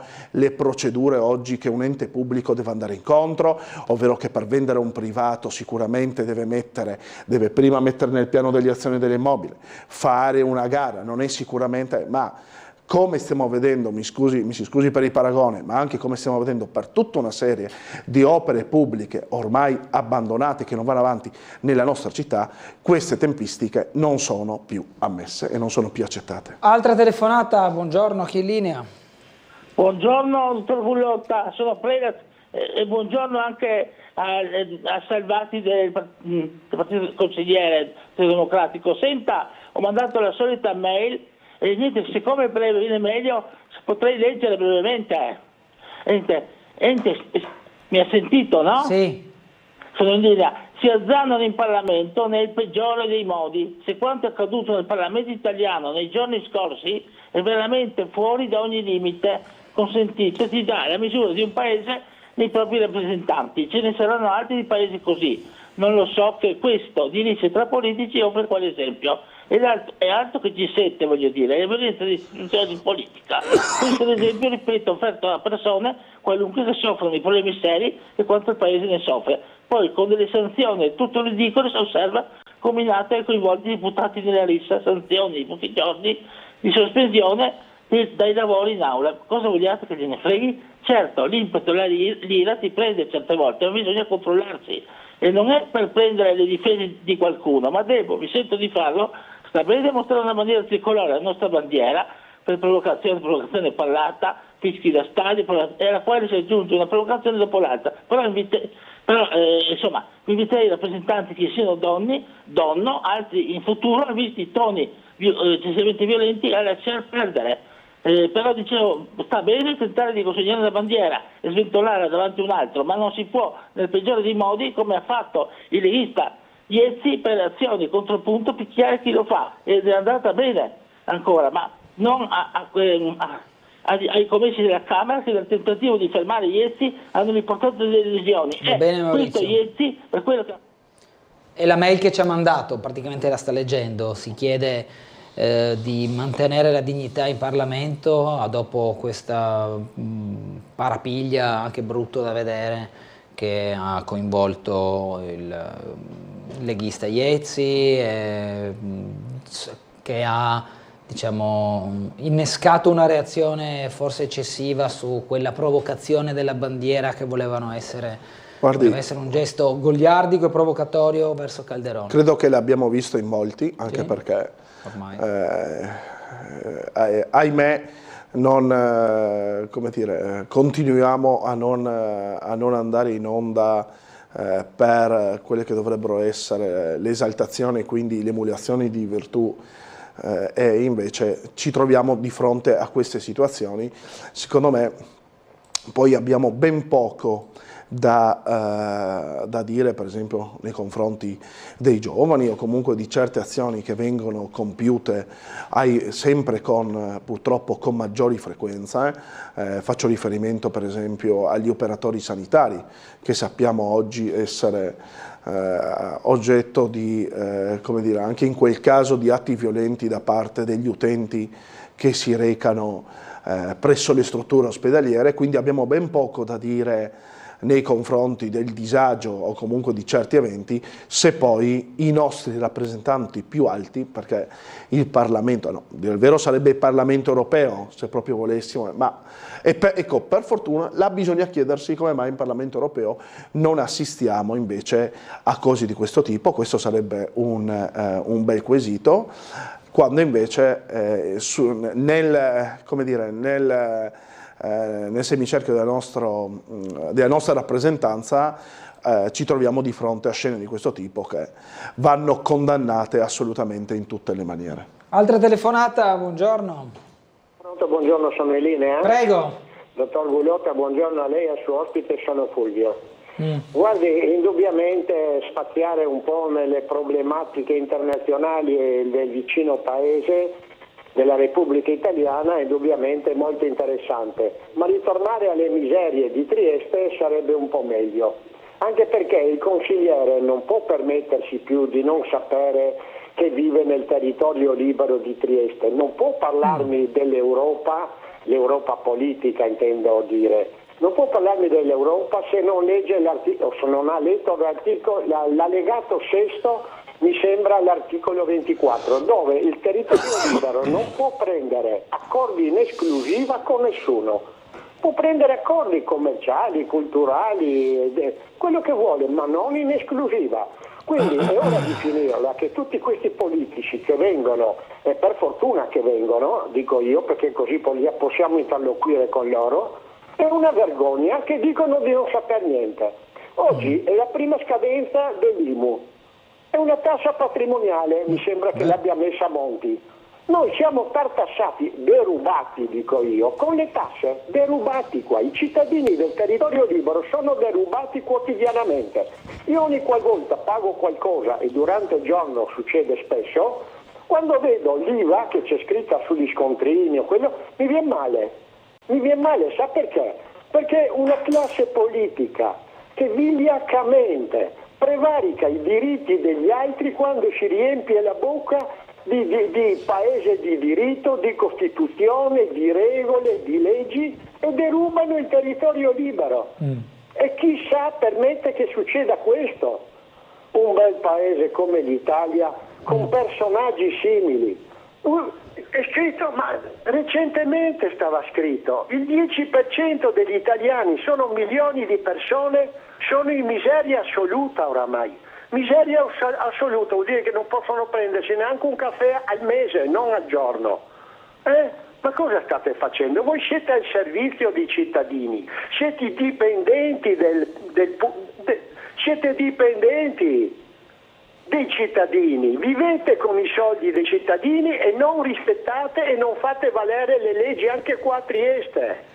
Il Portofranco Nord, detto Portovecchio, tutta quella zona dovrebbe essere messa sul mercato. Ci sono quei punti franchi, ma stiamo scherzando? Sviluppo economico, Trieste, dispiace, ma sarebbe un raggio d'azione economico per chilometri, dall'Istria al Friuli al Veneto. Ma stiamo scherzando? Sarebbe interessante per tutta l'Italia. Un Portofranco internazionale, unico al mondo. E voi cosa fate? Cosa fate? Grazie e una buona giornata, aspetto una risposta. Buongiorno a lei. Salvati. Risposte da parte mia credo che non manchino, quindi credo di averci messo sempre la faccia ormai in quasi 20 anni che faccio attività politica.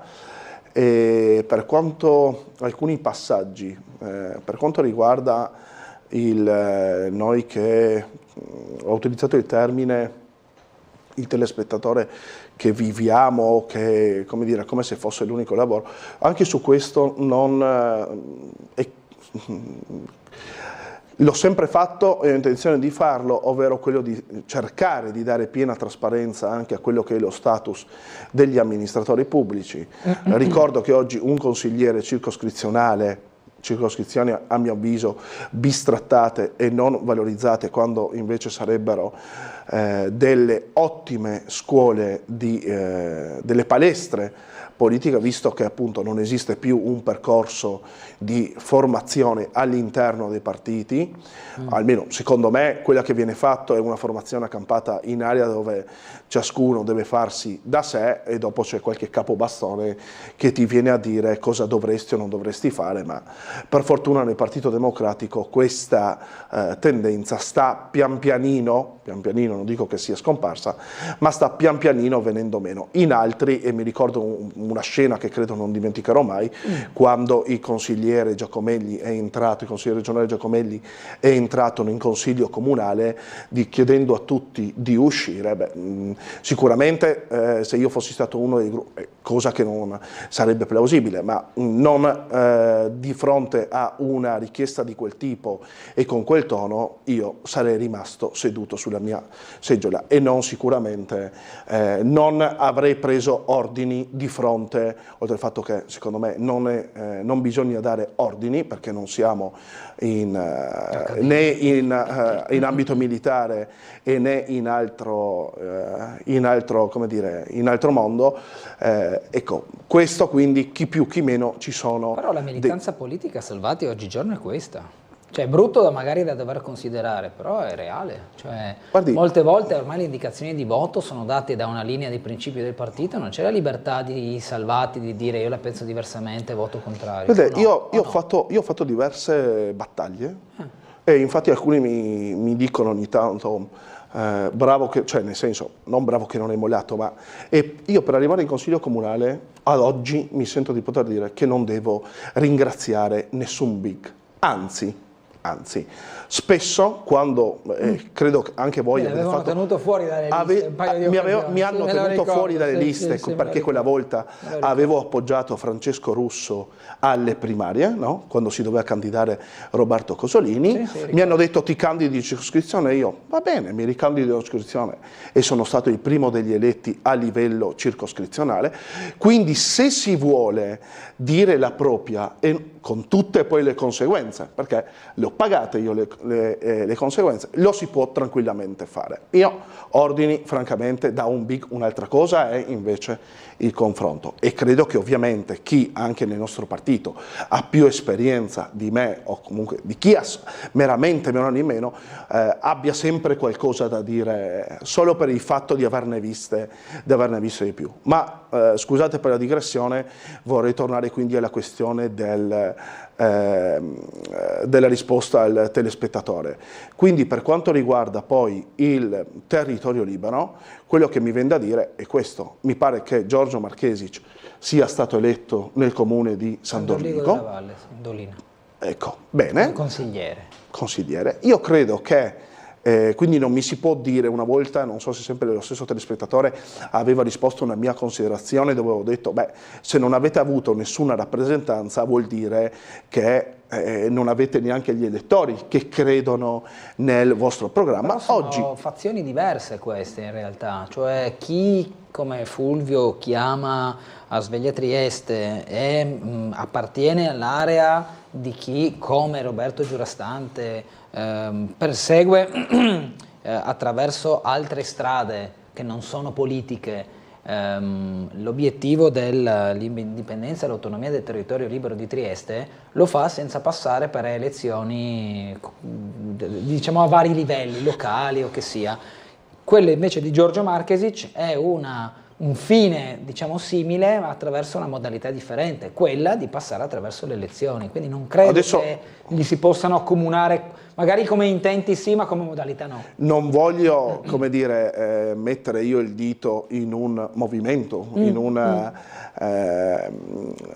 gruppo appunto guidato, sicuramente saranno guidati anche da delle buone intenzioni, però credo che la linea di Marchesic, almeno finché l'assetto nostro, quindi istituzionale, è quello previsto dalla Costituzione, quindi che sono i partiti politici, ma non solo, a portare avanti le istanze dei cittadini, a mio avviso rimane il fatto che l'hanno fatto i 5 Stelle, quindi bisogna entrare nell'agone politico per far sentire la propria voce. Non dico che il resto non sia, come dire, non sia legittimato, non sia legale, perché lo vediamo anche in ambito locale, che ci sono diversi comitati che quindi portano la voce, e il fatto che comunque poi questi comitati, come è spesso avvenuto in passato, parlino non a caso con dei rappresentanti politici, avrà un significato. Per cercare una sponda.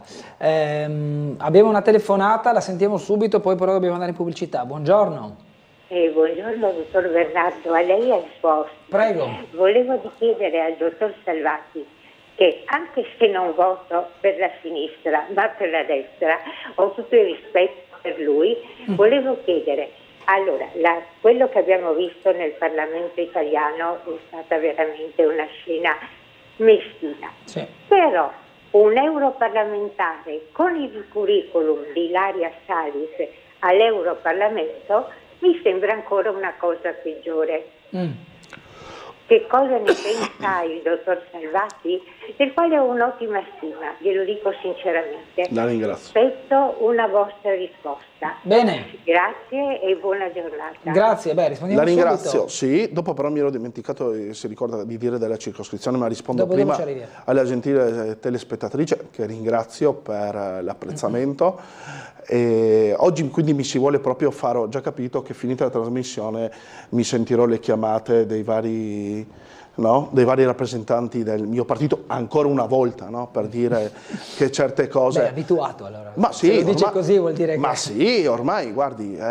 Allora, io mi sento di dire che la nostra segretaria nazionale io credo anche perché, spero in primis perché riteneva lei che non sarebbe stata una scelta felice quella di candidare nelle nostre liste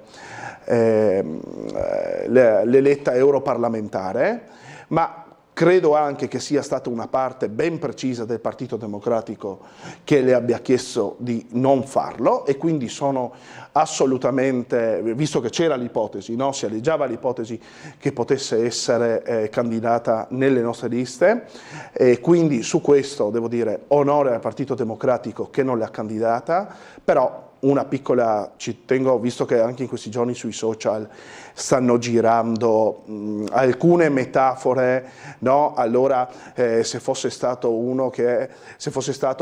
al contrario, quindi fosse andata là a bastonare qualcuno dei vari movimenti LGBT, no, non è la stessa cosa. Cioè, chi oggi, e a me fa paura che oggi in Germania il terzo partito abbia, quindi è venuto fuori dalle urne a queste europee, abbia una certa tendenza e una certa filosofia politica che molto sa della dottrina nazista. Questo per me è un dato che francamente mi preoccupa, non sono tipo che subito inneggia la paura e i timori nel paese, non fa parte della mia cultura, però allo stesso tempo dico che, come dire, e non giustifico assolutamente, su questo ci tengo a precisarla, e credo che, giusto per fare un'altra metafora, Tortora, che venne eletto, se ben ricordo, quella volta in quelle elezioni, si dimise perché ha voluto non utilizzare l'immunità parlamentare per essere processato. Credo che quindi veramente tanto di cappello, credo che non sia stata un'operazione felice fatta questa dai Verdi nel candidarla all'interno delle proprie liste, e torno a dire, io sono particolarmente felice che non l'abbia fatto il Partito Democratico. Dobbiamo dare pubblicità, ci vediamo tra poco.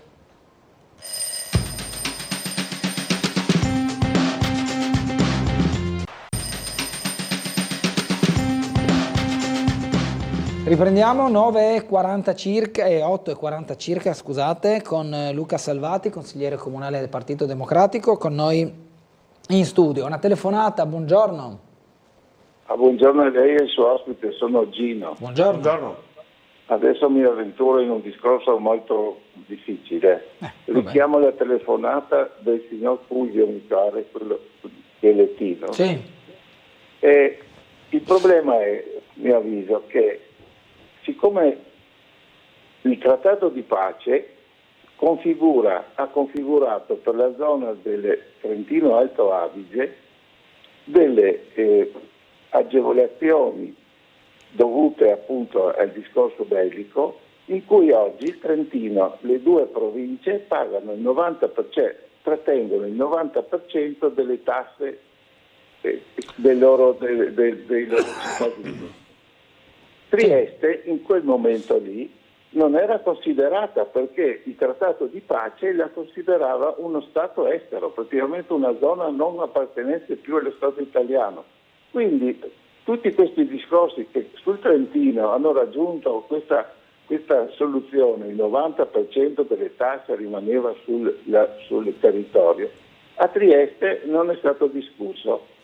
E questo invece Trieste aveva con quel trattato degli argomenti molto più grandi rispetto al Trentino Alto Adige, per cui effettivamente il discorso del fatto che col memorandum di Londra l'Italia ha acquisito solo l'amministrazione doveva portare che il territorio di Trieste, pur rimanendo amministrato dalla Repubblica Italiana, doveva mantenere in sé tutte le sue tasse, quindi oleodotto, porto, tutte quelle cose lì. E questo che in qualche maniera credo che il signor Fulvio e tutte le persone, forse anche io dentro, dà fastidio, perché Trieste ha perso, a causa di questa diatriba sulla sovranità o meno di Trieste, delle opportunità enormi e altri invece le hanno acquisite proprio attraverso il trattato di pace. Volevo dire, forse l'ho detto male, ma forse mi avete capito. No, è chiaro. Certo.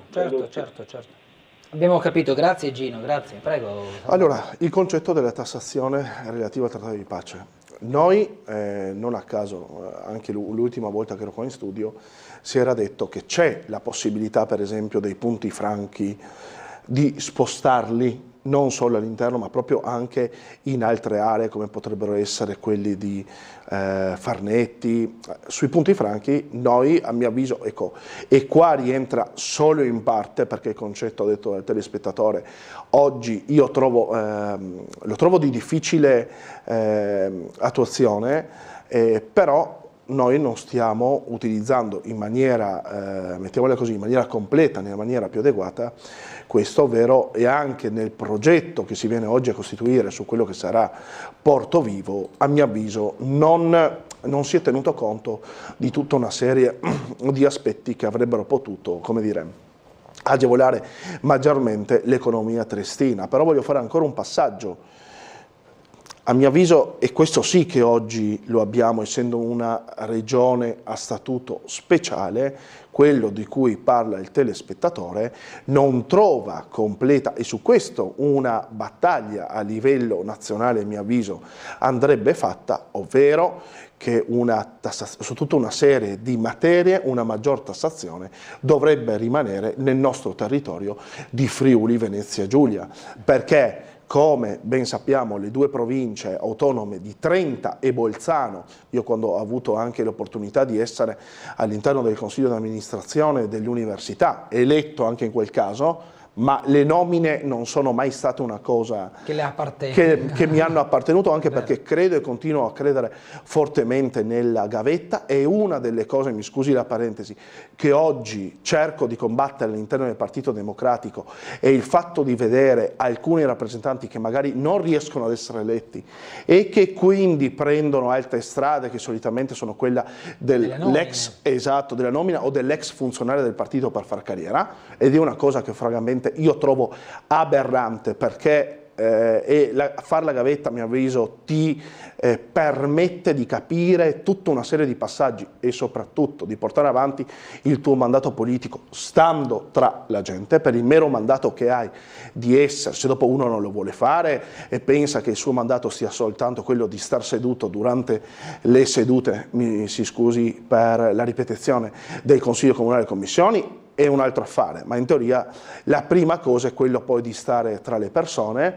Beh, credo che su questo tema, quando eravamo appunto ero in consiglio di amministrazione dell'università, noi vedevamo i fondi che avevano le due università di Trento e di Bolzano, le quali avevano rinunciato a tutta una serie, quindi il circolo virtuoso che si era andato a creare, tutta una serie di finanziamenti statali in virtù della loro autonomia. Perché era meglio. Qua siamo, cioè sì, ovviamente, più conveniente. Qua siamo su, come dire, ragionamenti che veramente li troviamo, e come trovare oggi nella pubblica amministrazione, e io anche in questo ho avuto la fortuna, devo dire, mi reputo abbastanza fortunato, poi credo di essermi creato anch'io delle opportunità, quando ho fatto in consorzio di area di ricerca uno stage di più di un anno e poi anche la relativa tesi sull'ente. Ricordo ancora, adesso forse le cose sono cambiate, che quell'ente, ente pubblico, comunque enti di ricerca, ma comunque pubblico, aveva metà pianta organica, quindi la pianta organica era per metà i dipendenti in pianta organica, quindi fissi, un'altra metà a tempo determinato. Questo costringeva l'ente a continuamente a cercare finanziamenti, progetti europei o nazionali, e devo dire una capacità, un'area che si respirava proprio perché si era costretti ad andare in quell'ottica. Dottor Gullotto, solo veramente una precisazione su quello che stavo dicendo prima. Circoscrizionali, palestra di vita, oggi prendono, se ricordo bene, 32 euro lordi di gettone. Forse anche a meno. Ne parlavamo l'altra volta, ma non mi ricordo gli importi. E devo dire che un consigliere circoscrizionale che fa davvero bene il suo lavoro ci rimette, cioè non gli si paga neanche la benzina per andare in giro sul suo territorio. Noi consiglieri comunali comunque abbiamo uno status, prima ecco in risposta al telespettatore che diceva vivete grazie, noi prendiamo oggi 1.200 euro lordi al mese, dopo dipende dalla tassazione che si ha e quindi si deve avere per forza un altro lavoro francamente, perché quello che ti rimangono sul netto sono di 600 o 700 euro netti. Noi del Partito Democratico dopo devolviamo da statuto anche il 10%, quindi assolutamente remunerazione che ritengo che non sia di poco conto, anche perché molte persone di cui faceva riferimento che oggi non arrivano, sono veramente nella soglia di povertà e non possono prendere quel caffè al mese di cui diceva il telespettatore, hanno una pensione o comunque di invalidità o quel che è inferiore a quella che percepiamo. Le faccio una domanda prima della telefonata. Sì. E allora, a seguito di quanto ha detto, è allora troppo il divario tra un consigliere comunale e un consigliere regionale sotto il profilo dei compensi? Anche perché poi fra consigliere regionale e parlamentare mi pare che non ci sia questa grandissima differenza. Cioè il vero il vero gap, il vero salto differenziale è quando c'è un consigliere comunale e quando c'è un impegno regionale o nazionale in termini di compenso. Attenzione, poi che le responsabilità siano diverse, perché il consigliere regionale è colui il quale può proporre leggi e quindi ad impatto sulla società del Friuli Venezia Giulia, ovviamente fatto salvo poi l'approvazione dell'Aula, gli emendamenti che vanno a modificare la proposta, però il consigliere comunale non fa leggi, può approvare o meno delle delibere che poi diventano esecutive e hanno un impatto sulla città. Regolamenti. Però sono dei regolamenti, esatto. Non sono delle leggi per cui rispondi, diciamo, penalmente, civilmente, come proponente, chiedo scusa, stavo dicendo una parola che non esiste. Mentre il consigliere regionale ha questa sua, diciamo, responsabilità che quindi sicuramente innalza anche il grado di importanza di ciò che fai. Però tra i 1.200 lordi e i non so quanti... Dicono oggi un consigliere regionale, da quel che mi risulta, ecco, non ho mai visto, una cosa, purtroppo le remunerazioni di non so quanto di consiglieri regionali, ma sicuramente dei parlamentari, derivano ancora tipo abbiamo rimborsi telefonici, quando sappiamo oggi che con 10 euro al mese, che si basavano su quelle che era la situazione di 10-20 anni fa, quando si pagava quando si pagavano le telefonate a minuto. A scatto, ecco, quindi, a consumo. Però le posso dire questo, oggi mi risulta che un consigliere regionale che non abbia responsabilità presidente commissione o abbia delle responsabilità di altro tipo, arrivi netto a 6.000 euro al mese, rispetto ai nostri 500. Poi c'è anche una piccola... Altri consiglieri comunali in giro per l'Italia percepiscono, c'è stata la finanziaria del 2021, molto di più, però ovvio che se io devo ragionare su quello che è il nostro compenso, secondo me i consiglieri regionali e i parlamentari non c'è motivo per cui debbano percepire così tanto. Cioè non c'è un motivo, è giusto quello che ha detto lei. Cioè non c'è un differenziale, come dire. È eccessivo. Ecco, quello. Vabbè. Telefonata, buongiorno, poi leggiamo un paio di mail. Pronto, buongiorno, sono in linea? Prego, ci dica. Mi sentite? Sì. Buongiorno, un saluto alla redazione, ai gentili ospiti e tutti i telespettatori di Sveglia Trieste. Ecco, io volevo prendere spunto dalle affermazioni prima fatte del gentile ospite inerente al territorio libero. Allora, adesso non entrerò più tecnicamente perché sennò non la finiamo più, no? Però quello che mi lascia un po' perplesso è che fondamentalmente la classe politica triestina non ne vuole capire proprio non ne vuole capire il senso del perché di tutto questo disagio, questa voglia di territorio libero di Trieste. Allora, abbiamo assistito negli ultimi anni, sotto gli occhi di tutti, che l'incapacità da parte della classe politica triestina di sviluppare economicamente la città. Vedi Porto Vecchio, l'hanno demanializzato senza anche capire quello che hanno fatto. si stanno investendo milioni delle nostre tasse, per alla fine non concluda niente. Poi tutta l'economia si basa sul fittizio, perché nella realtà dei fatti abbiamo il 25% della popolazione che è in stato di indigenza. Il territorio libero, cosiddetto come viene definito per ora, sì, sarebbe una sorta di facciamo rimanere le tasse in città e a sua volta cerchiamo un po' di staccarsi da una burocrazia italiana troppo oppressiva, però nella realtà dei fatti è una questione di convenienza, perché voglio ricordare che Trieste, economicamente parlando, è dominata dall'economia veneta. Ecco, quello che io voglio mettere in risalto è il fatto che ad esempio non se ne parli e non se ne vuole parlare e anche non si sa, parlo sempre della classe politica, che ad esempio si potrebbe ottenere una situazione di territorio libero pari, se non addirittura migliore, semplicemente applicando le norme europee sulle zone franche. Sono andato a vedermene e vi posso garantire che è di una semplicità spaventosa. Basta volere e potere. Ecco, questo secondo me, i vari marketing sono semplicemente un folklore pardolina, politicamente parlando, e tutti quanti quelli che fanno a botte per essere eletti per non parlare di territorio libero, perché non hanno portato nessun valore aggiunto alla città, non portano valore aggiunto alla città quel territorio libero, sono solo semplicemente folklore. Grazie, buongiorno. Ok, vabbè, insomma abbiamo già un po' argomentato, se vuole chiudiamo con una considerazione su questa telefonata e poi proseguiamo su altro. Dopo il signor Fulvio mi dirà non conoscono, io le norme europee relative al territorio libero di Trieste, francamente, non le conosco. Credo, cosa dice dottor Gulotta? Andiamo andiamo almeno in 5 minuti su cose poi che non abbiamo avuto modo di parlare del comune di Trieste. Lei aveva presentato una mozione sul disagio giovanile.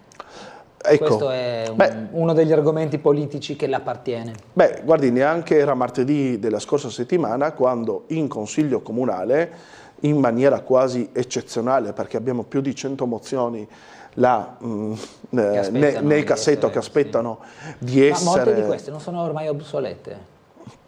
Questo è ancora una presentata l'anno scorso per questo dire... è ancora un altro tema, non si possono ritirare, però per ritirarle dovremmo almeno arrivare, almeno così credo che sia il regolamento, dovremmo arrivare al punto, perché sono state calendarizzate, e il proponente ha la facoltà di dire bene, questa mozione non ritengo che sia più attuale e la ritiro. Non è stato, ed anche gli interventi che sono stati fatti dai colleghi in aula lo hanno confermato, non è stato il caso della mozione del Partito Democratico, perché l'abbiamo fatta insieme, sottoscritte, primi firmatari io e la collega Valentina Repini, che è presentata a gennaio del 2022, che dopo 2 anni, gli interventi l'hanno detto, quindi non solo noi, era ancora di un'attualità fenomenale, perché si parla nel testo di tutta una serie di disagi, l'abbandono scolastico, si parla di tutta una serie di disagi che abbiamo visto essere in aumento nel mondo dei giovani, bulimie, anoressie, depressioni, la costituzione di queste baby gang, che ahimè è un fenomeno che anche qua a Trieste, magari io ero uno di quelli che non credeva, viste le istituzioni, il ricreatorio, l'oratorio, che sono sempre stati forti nel nostro territorio, quindi non credevo assolutamente che potessero dilagare in questa maniera, invece vediamo che spesso sono protagonisti di atti, di fenomeni criminosi, e ovviamente il più delle volte, se non quasi sempre, dietro a queste tematiche c'è un forte disagio dei giovani che è aumentato nel post pandemia, ed è per quello che bisogna pensare, ed è questo uno dei punti più importanti della mozione, pensare con tutti gli enti che sono sul territorio, quindi le scuole in primis, perché diciamo così, qualsiasi giovane passa la maggior parte del tempo fra scuola e famiglia che forse non sono adeguatamente supportate, insieme anche a enti religiosi, associazioni di sport, di volontariato, nel mettere in piedi dei progetti di forte integrazione giovanile in modo da contenere e limitare questa deriva che, ahimè, non solo a Trieste ma in tutto il paese sta prendendo sempre più spazio. Sentiamo un'altra telefonata, buongiorno. Buongiorno Gulotta, buongiorno a lei e a Salvati. Prego. Devo dire, Salvati, che è salito sulla scala delle mie opinioni veramente tanto, perché quando ha parlato degli arrampicatori sociali che sfruttano il partito dove sono iscritti, sia sinistra o destra, per arrancare nella loro vita, le do perfettamente ragione. Una cosa che volevo dire è questa: noi in Italia abbiamo gli stipendi più bassi, vero? Le tasse più alte e gli emolumenti per i politici più alti d'Europa. Allora non parliamo poi dei vitalizi ed altro, per cui veramente bisognerebbe l'opinione, forse le persone non vanno forse più a votare perché vedono queste differenze e si accorgono che non questi stipendi, queste cose per i politici sono meritate. Eccolo. Salvati, se ci vediamo io devo scambiare 2 paroline con lei da tanto tempo. Si ricorda di me, Nivea? Come no? Non si ricorda? Sì, ecco. Siamo in via Forlanini, corretto? No. Allora mi scusi, mi sono confuso con un'altra Nivea. Più volte, però non siamo riusciti a scambiare 2 parole. Volevo scambiare 2 parole proprio con lei. Grazie. Volentieri. Grazie Gulotta. Grazie signora, grazie. Poi magari ci sarà occasione anche per farvi al caso incontrare o mettervi in contatto. Beh, il mio numero è pubblico. Facciamo che è meglio che scambiate fra di voi. Buongiorno, in argomento con i compensi o stipendi, che dir si voglia, come si giustifica che per una seduta del consiglio di amministrazione dell'ITIS i consiglieri percepiscono come gettone di presenza 500 euro e ci sono dipendenti che per un mese di lavoro a part time percepiscono la stessa cifra? Ovviamente i consiglieri hanno altri lavori, vorrei una risposta, grazie. Okay. Allora, non lo sapevo che prendessero questo gettone, onestamente. Non lo verificare. Allora, io credo, se ricordo bene, che nell'ITIS venga fatto dopo nella stessa maniera in cui certe cose debbano essere, ed è giusto, migliorate, per quanto ne so io dell'ITIS, che è una delle istituzioni più importanti che abbiamo sul nostro territorio per quanto riguarda appunto lo star vicino a tutto degli utenti che si trovano in situazioni di disagio di vario tipo. Credo, se ricordo bene, che vengano fatte 1 o 2 consigli d'amministrazione, forse qualche volta è capitato di farne 2 al mese, e quindi quel gettone a tutti gli effetti costituisce la retribuzione che è parametrato al fatto che del consigliere. Pochi e quindi che io voglio auspicare, adesso con tutto voglio auspicare che se vengono fatte più del 2 eccezionale al mese, devono essere fatti con anche perché qua stiamo parlando di denaro pubblico. Il denaro pubblico dovrebbe essere sempre amministrato con la diligenza del buon padre di famiglia, e quindi vengono fatte veramente solo ed esclusivamente laddove richiesto, perché ci sono determinate situazioni straordinarie che richiedono di convocare un consiglio in più. Dobbiamo fermarci per la pubblicità. Ringrazio nuovamente il consigliere Salvati per essere stato con noi. Una buona giornata e un buon lavoro. Grazie a voi e una buona giornata a tutti. Ci fermiamo, a tra poco.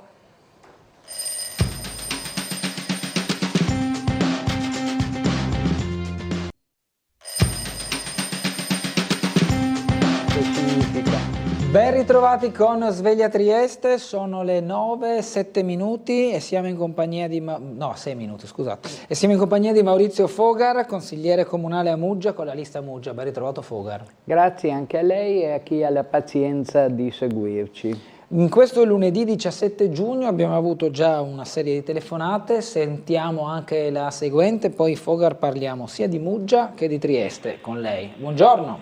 Buongiorno. Prego. Mi è andata male perché io volevo qualcuno del comune di Trieste, ma purtroppo sono arrivato tardi.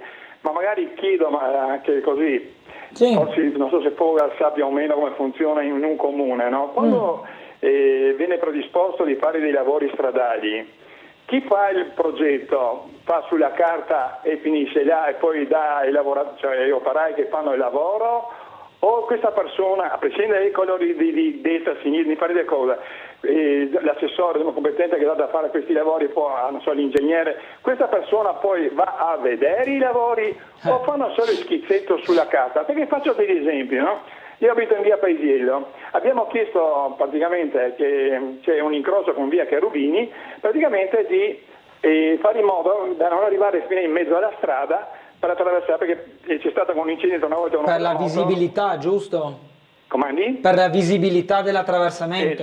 Esatto. Sì, ricordo. Il progetto fatto della circoscrizione, diciamo, chiedeva di allargare, siccome tu vieni su per via Cherubini a senso unico, poi ti metti a sinistra o a destra, secondo se svolti di qua o di là. Il problema era che tu devi svoltare a sinistra e non ci potevi vedere perché c'erano le macchine. Allora a questo punto si era chiesto di allargare il marciapiede, così sei protetto. Cosa hanno fatto? Invece di allargare il marciapiede di sinistra, hanno allargato il marciapiede di destra, cioè creano ancora più casino. Altro esempio, via Costalunga, no? C'è l'incrocio, con il famoso incrocio che Gugliotta conosce non bene, ma benissimo. Via della Pace. Bravo. Allora sono andati lì e hanno modificato un po' il parcheggio e hanno messo dei jersey e praticamente e dopo ci sono le moto e poi ecco, questo è l'incrocio di via Giovanni Paesiello, esatto. Dovevano allargare quella a sinistra, hanno allargato quella a destra. Dicevo, l'incrocio di via della Pace hanno messo dei jersey e in più il posteggio moto, in fondo tra l'altro si mette sempre o un furgone o addirittura c'è diciamo qualcosa che ci sono quelle scale che con le scale, diciamo, insomma, ecco, praticamente è come prima, tu arrivi là e devi andare sempre in mezzo alla strada per vedere. Ultimo esempio, se fai via Fabio Severo, tu vieni giù per via Fabio Severo, c'è il semaforo e ci sono 3 corsie. Allora cosa succede? Che tu se ti metti a sinistra, perché poi dopo svoltare in via Roma, a questo punto tu ti trovi che quello di destra, siccome c'è l'angolo con via Romagna, si butta a sinistra, quell'altro a sinistra, tu vai a finire nella corsia delle corriere. Cioè, ma io dico, chi fanno questi qua? Ma vanno a vedere le cose o solo fanno il disegnetto sulla carta? Grazie e scusa. Grazie. Direi di partire da Trieste e poi Tatarusza. A questo punto? Allora, io risponderò indirettamente. Oggi sulla stampa locale c'è l'intervista alla Lodi che dichiara che ci hanno messo dal 2021 2 anni per le pratiche burocratiche per abbattere la piscina terapeutica, che era collassata solo la copertura della vasca, tutto il resto dell'edificio risultava integro. Nel luglio 2019. A tutt'oggi non esiste ancora un progetto definitivo su cosa costruire nella nuova piscina terapeutica che andrà collocata sempre lì. Sono in fase di raccolta, come dice la Lodi, dei suggerimenti e delle attenzioni. Ora, francamente, partiamo da qui. Nel 2016 il Comune, Sindaco Cosolini, commissiona una perizia allo stesso... Quale parte del 2016? Prima parte. Okay, perché poi c'è di piazza. No, prima parte. Ho detto Sindaco Cosolini commissiona una perizia, guarda caso, allo stesso ingegnere, progettista, costruttore della piscina. La perizia gli viene consegnata nel 2016 e le conclusioni sono chiarissime. Si chiede un intervento, si prescrive un intervento manutentivo sulle strutture della cupola, quella che poi è venuta giù sulla vasca, entro non oltre 2 anni. L'intervento comincia nel luglio 2019, primo giorno di inizio, dunque ben oltre i 2 anni fissata dalla perizia. Al primo giro del bullone viene giù la cupola. Dal 2019 al dicembre 2021 l'area rimane sotto sequestro giudiziario, il che però non avrebbe impedito al Comune, con apposite autorizzazioni della magistratura, di andare ad avviare un progetto di recupero. Bastava andare a vedere le coperture lineari non a pagoda che esistono in centinaia di piscine di questo tipo sparse per l'Italia o nella Slovenia o in Austria. Costano poco, non danno problemi. Non hanno fatto nulla. Poi hanno deciso, hanno fantasticato su una playa de mar in Portovecchio, che più che una piscina fisioterapica doveva essere una piscina dedicata al turismo d'élite. Fallito anche quell'idea, si è vaneggiato con proposte le più disparate, metterle al posto del mercato vecchio, del mercato all'ingrosso, Campacavallo che l'erba cresce, 30 anni che dovevano spostarlo e ne passeranno altri 30, dopo che di piazza, dopo aver scelto 20 posti diversi, si era aggrappato al Polo del Freddo di D'Agostino a Prosecco. Progetto fallito, come D'Agostino ha annunciato pubblicamente, per mancanza, per cui di nuovo il mercato... Perché non sono arrivati i fondi PNRR. Esatto, di nuovo il mercato ortofrutticolo rimane itinerante, ma lì chissà per quanti altri anni. Allora, avevano questo lasso di tempo per prepararsi, per cui il minuto dopo la levata del sequestro potevano partire. Hanno deciso inspiegabilmente per l'abbattimento, dicendo che anche le condutture dell'acqua c'era da fare un grosso lavoro perché erano incrostate di salsedine, ma non è dovuto al crollo. Queste manutenzioni le avrebbero dovuto fare ugualmente anche con la piscina aperta, perché è chiaro che la salsedine lascia delle incrostazioni marine all'interno dei tubi. Hanno fatto l'abbattimento senza avere neanche un progetto definito e un'idea chiara. Addirittura annunciavano che c'erano ancora in piedi le trattative con l'autorità portuale proprietaria, anzi amministratrice, dell'area demaniale per un rinnovo prolungamento della concessione. Vede, questo esempio, ma possiamo andarne ai più recenti indietro, campo di calcio Borgo San Sergio, fermati i lavori perché la ditta ha fatto presente che gli uffici tecnici hanno sbagliato la misurazione del campo. Scendiamo un attimino, notizia di 2 mesi fa, finalmente parte il progetto e l'assegnazione del rifacimento dell'ascensore a Casa Bartoli, 26 anni fermo, 26 anni per rifare un ascensore. Andiamo avanti ancora. Per la biblioteca di Piazza Ortis, per il rifacimento biblioteca civica, sono più rapidi, solo 16 anni che è chiusa per l'annunciata ristrutturazione. Andiamo un po' indietro ancora, lavori sui ponti del canale di Ponte Rosso. Viene approvato dagli uffici comunali il progetto con il lavoro delle palancole, svuotamento dell'acqua, intervento da sotto. Affidano la gara, approvano il progetto, affidano la gara all'Apertot. Dopodiché comincia male perché i 2 chioschi per gli uffici di cantiere se li trovano nel canale al primo refolo di Bora, pompieri che vanno a ripescarli. Comprano le palancole, come le piantano fuori del ponte, non entrano perché scoprono, guardate, sono cose da film di Charlot, scoprono che il fondo non era sabbioso come pensavano, ma era in pietra, per cui le palancole non possono entrarci. Prendi e butta via le palancole acquistate. Ovviamente il fondale del canale di Ponte Rosso notoriamente è quello della fossa delle Marianne, no?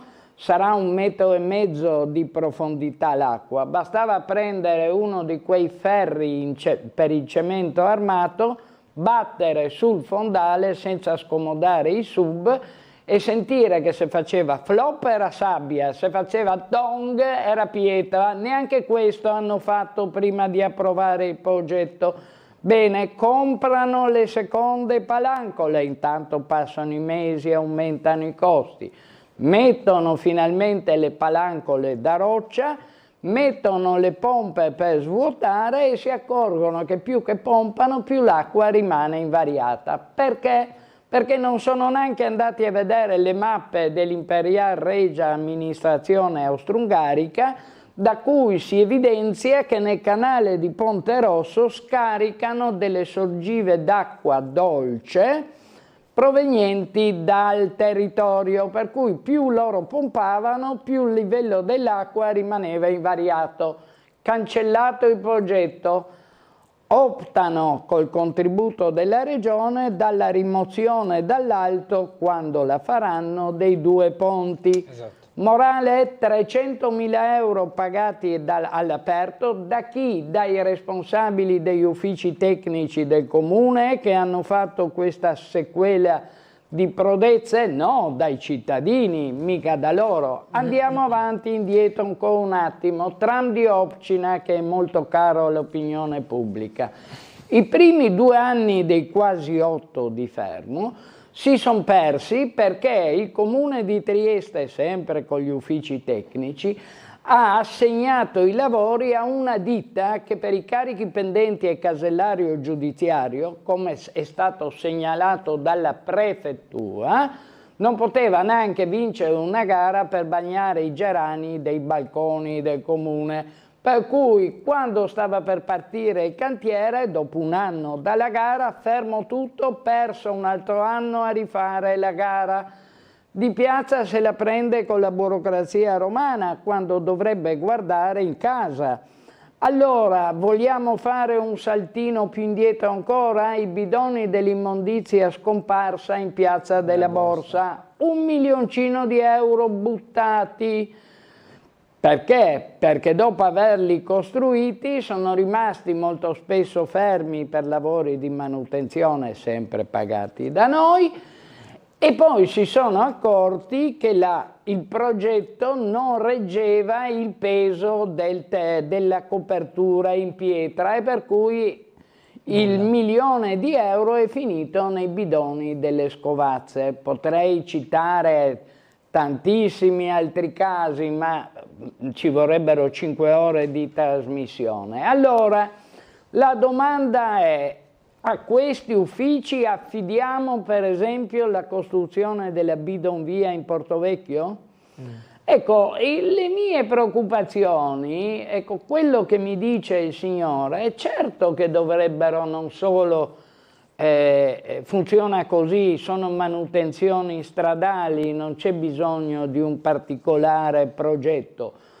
Si individua l'ordine dei lavori, lo si affida alla ditta, poi certamente bisogna andare sul posto a controllare. Io scrivo da anni che se non ci fa un repulisti, qui la responsabilità politica c'è. Vogliamo l'ultimo caso, l'Acquario, il valente Massimo Greco ha scritto più di un articolo, raddoppiati i costi per la manutenzione, 5 anni che è chiuso, il museo più visto a Trieste, dopo la risiera di San Sabba, chiuso da 5 anni, i costi sono raddoppiati, tanto non paga la povera pinguina Marco, paghiamo noi.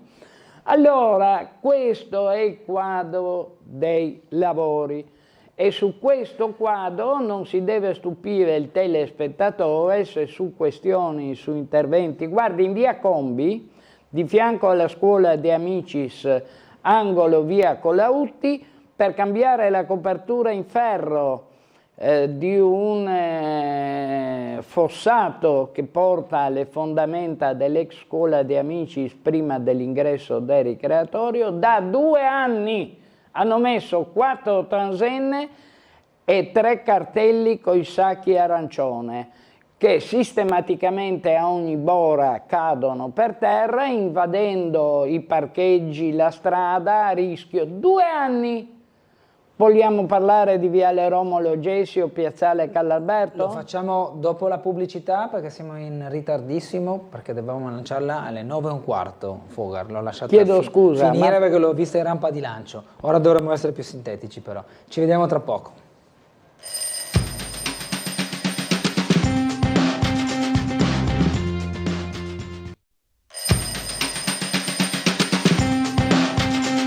Torniamo in diretta con Sveglia Trieste in compagnia di Maurizio Fogar, consigliere comunale a Muggia con la lista civica Muggia. Una mail dice: scusa Gulotta, bastava che Fogar dica non so come funziona e non fare un comizio per denigrare il comune di Trieste, scrive Piero. Poi magari gli risponde. Piero, sentiamo una telefonata, buongiorno. Sì, un buongiorno a voi. Prego. Sergio. Sì. Prego. Io penso che Fogar abbia ragione. Ultimamente, in questi ultimi anni, il comune non funziona, a parte non funziona più, ma anche in precedenza non funzionava. Io dico sempre, bisogna cambiare i dirigenti. Noi vediamo solo il discorso delle strade. Le strade sono tutto un buco, tutto un avvallamento, tombini coperti dall'asfalto che si stanno sgretolando. E asfalto che si sgretola dopo pochi mesi. Abbiamo visto tante cose. Qui abbiamo in via Ovidio come si chiama? Adesso mi viene la parola, porca miseria. Abbiamo un anno che la barriera del marciapiedi, la richiera del marciapiedi è messa lì. Un anno che sono con le bande rosse e bianche. Ecco, abbiamo tanti dei lavori da fare, ma sono fermi a San Giusto. Basta andare a San Giusto, vedere i muri di via Capitolina che sono crollati, però nessuno fa niente. E potrei andare avanti con le fontane. Abbiamo le fontane che l'altro giorno ho interpellato il Scocimaro, mi dice che parlando delle fontane di quelle del Palazzo della Regione in piazza Unità d'Italia, mi dice che non si possono sprecare non si può sprecare l'acqua, ma se sono a circuito chiuso, dico, abbiamo la fontana del Mazzoleni, abbiamo la fontana del Giovannin, abbiamo la fontana di Piazza Oberda, abbiamo la fontana di Piazzetta Santa Lucia. Sono anni che non funzionano e non fanno nessuna manutenzione. La Cega fa schifo anche come strade. Qui in via Cantù abbiamo spandimenti di acqua e non puliscono le caditoie. Ecco, tutto così, mancanza di tutto. Io mi lamento sempre, ma i dirigenti e anche gli impiegati comunali, se vai a fare una segnalazione ti chiudono il telefono.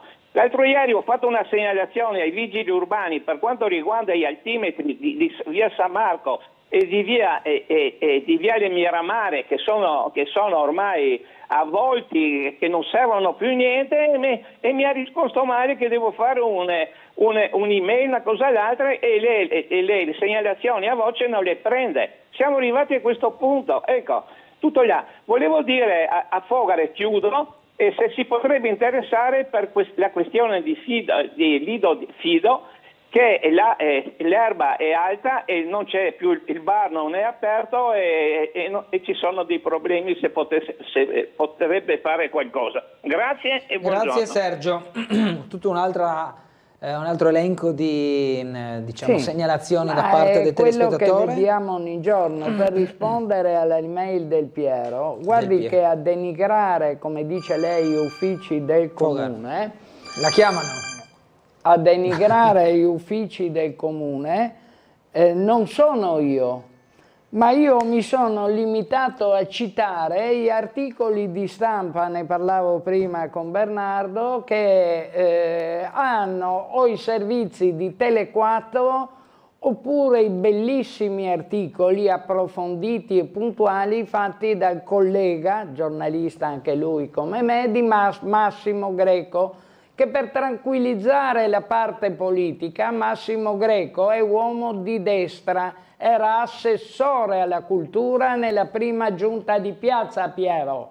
Allora chi denigra la comunità è lei, perché lei avvalla che coi suoi soldi, coi miei soldi e i soldi dei triestini vadano gettati, sa come si dice, non si gettano le perle ai porci.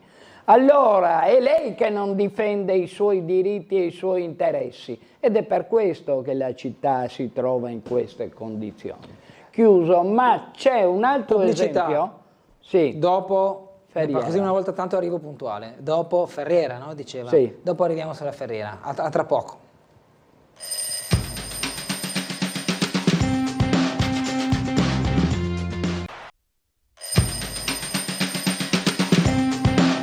Sono tornato a giocare perché non c'era niente. Torniamo in diretta con Sveglia Trieste, 9:33 minuti. Maurizio Fogar, nostro ospite questa mattina. Diceva della Ferriera. Sì, allora l'altro giorno è la notizia che all'unanimità maggioranza e opposizione hanno dato il via alla variante del piano regolatore che consenta i lavori insieme alla variante fatta dal porto sull'area ex a caldo della Ferriera, per la nuova piattaforma logistica ferroviaria, per la costruzione della nuova rampa della superstrada. E poi nella stessa delibera c'era l'ok all'imbarrieramento acustico per il passaggio dei treni a Barcola Grignano. Ma francamente, signori, ma voi state in consiglio comunale, cari colleghi, conoscendo la realtà, sapete cosa nascerà alla Ferriera? Una stazione ferroviaria da far quasi impallidire quelle già esistenti. Creerà rumore per le case che sono a qualche decina di metri in linea d'aria? Certo che sì. Creerà l'insorgenza di migliaia di metri cubi di polveri sottili provocate dal fregamento delle ruote sui binari? Certo che sì. Le navi che attraccheranno staranno con i motori accesi, ossidi di zolfo, manco il laminatoio in funzione di Arvedi? Certo che sì. Allora, Giovinotti, miei colleghi, quando approvate un piano date via libera all'unanimità, magari decidete le prescrizioni antirumore per Barcola e Grignano, forse andrebbe preso anche un analogo provvedimento per garantire una insonorizzazione del fortissimo inquinamento acustico che nascerà durante l'apertura del cantiere, durante i lavori e poi col funzionamento di queste strutture. Capisco che la gente che a Barcola e Grignano, tra l'altro in via del Pucino sta il mio amico Roberto Di Piazza, vada trattata ai guanti bianchi, ma almeno senza guanti, ma trattare le decine di migliaia di persone che vivono tra Valmaura, Monte San Pantalon, Servola, quello andrebbe fatto comunque. Chiuso il discorso Ferriera. Le leggo 2 mail, poi apriamo il discorso Muggia. Ringrazio il vostro ospite, le segnalazioni che vengono fatte quotidianamente dai cittadini ne sono la prova. Buona giornata. Buona giornata, purtroppo molta colpa non è solamente politica ma anche dell'amministrazione comunale. I dirigenti e il personale dovrebbero seguire i lavori fatti dalle varie ditte che vincono gli appalti. Mi viene il dubbio sulle competenze e professionalità di certi dipendenti, parlo da ex funzionario pubblico e ne ho viste tante, ci scrive Roby. Che ha perfettamente ragione, perché dicevamo prima, i politici vanno e vengono, i funzionari restano e le spese le paga sempre il cittadino. La responsabilità del politico è, dopo questo palmarès parziale che ho ricordato prima, non mettere le mani sugli uffici di cui portano la responsabilità. Muggia. Fogar. Muggia, allora, sabato si è tenuta una partecipata assemblea al di là delle nostre aspettative in piazza Marconi, è la 6ª o 7ª che facciamo, 6 in centro a Muggia in piazza Marconi e una ad Aquilinea in piazza. Facciamo chi? L'intergruppo dei 5 consiglieri comunali civici su gli aspetti principali che riguardano il territorio e la vita della comunità. Non a caso abbiamo convocato 3 sedute chiedendone l'autoconvocazione con le firme di noi 5 su 3 questioni nodali per il territorio: raddoppio gallerie e viabilità cittadina, cementificazione Bosco Arciduca Puntaronco Olmi, questione Valle delle Noghere ex Aquila, a cui adesso vi annuncio in anteprima chiederemo una 4ª autoconvocazione sulla questione Bosco di Montedoro, centro sportivo annunciato. Allora, perché abbiamo dovuto chiedere queste autoconvocazioni? Perché mai i cittadini si lamentano di non essere informati e noi che sediamo in Consiglio Comunale siamo informati da questa amministrazione meno che i cittadini.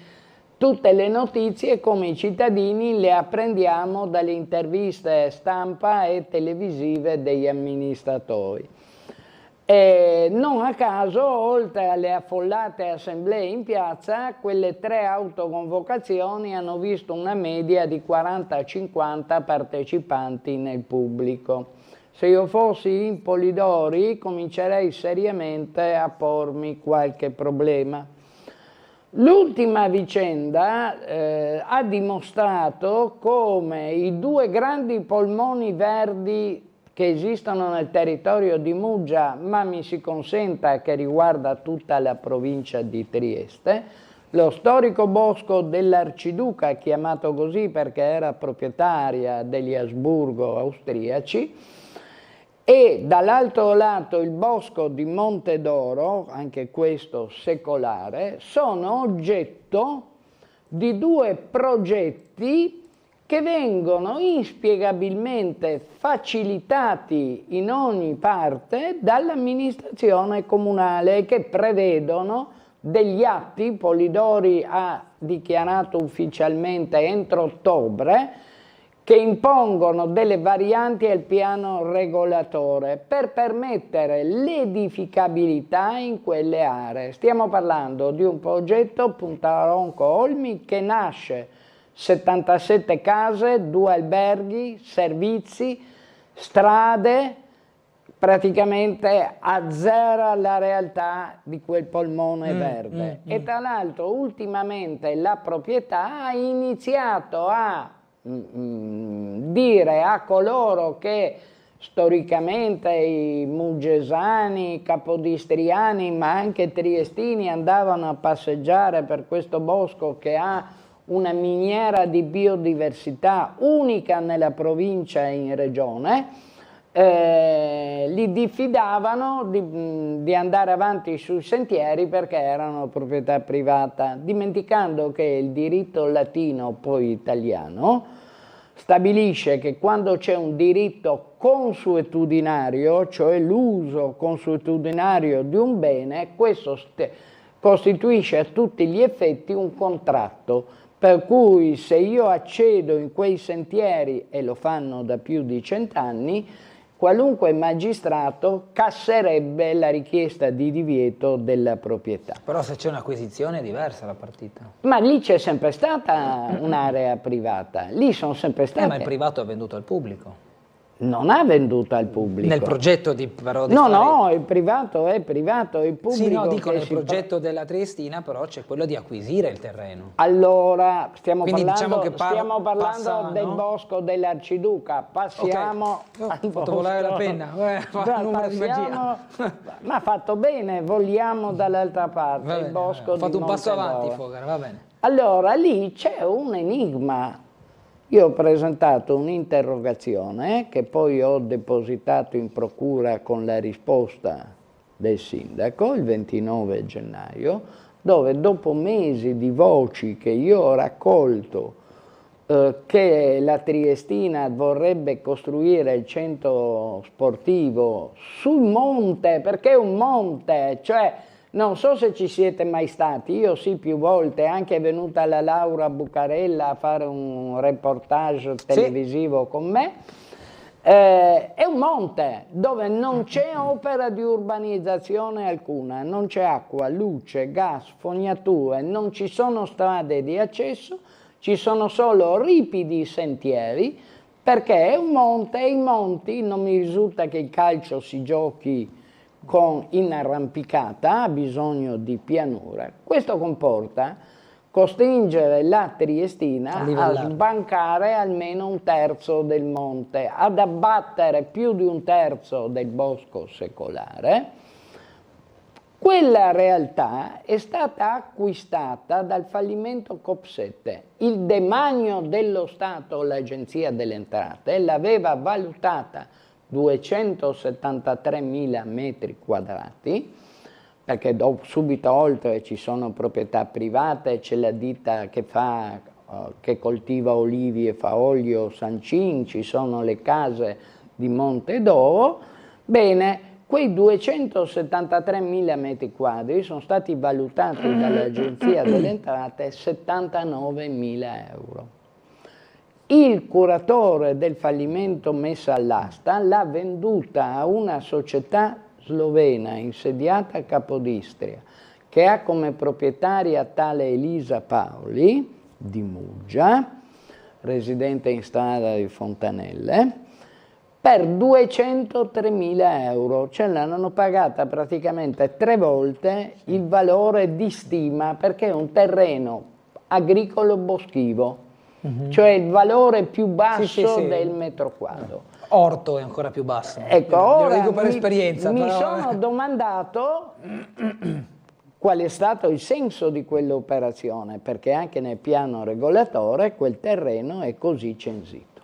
Poi ho capito che come il sindaco e la D della Triestina Stella separatamente poi congiunti hanno dichiarato, in barba alla smentita datami in aula del Consiglio il 29 gennaio alla mia interrogazione, dove chiedevo se le voci che indicavano Monte d'Oro come sede del futuro centro fossero vere o false, lui mi ha risposto anche per iscritto con 3 righe: smentisco in maniera assoluta la veridicità delle voci che la Triestina possa insediare un centro sportivo in località Monte d'Oro, salvo 2 giorni dopo sul piccolo Stella dire che lo mettono lì, 6 giorni dopo mezza pagina di intervista del sindaco Polidori, tra 6 mesi il comune ha fatto tutto per insediare a Monte d'Oro. Lo ha detto a Tele4, nel secondo servizio, dopo il primo nel TG era l'intervista a Tesser dell'esonero, il secondo servizio era quella di Polidori che annunciava il centro della Triestina a Monte d'Oro. Allora io mi domando e dico, a 500 metri in linea d'aria, in Valle delle Noghere, la fascia nord, ci sono 74.000 metri quadri destinati dal piano regolatore vigente, non c'è da modificare una virgola, ad area riservata ad attrezzature sportive e ricreative. Punto. L'area è del comune ed è affidata al COSELAC, di cui il comune è uno dei soci del CDA.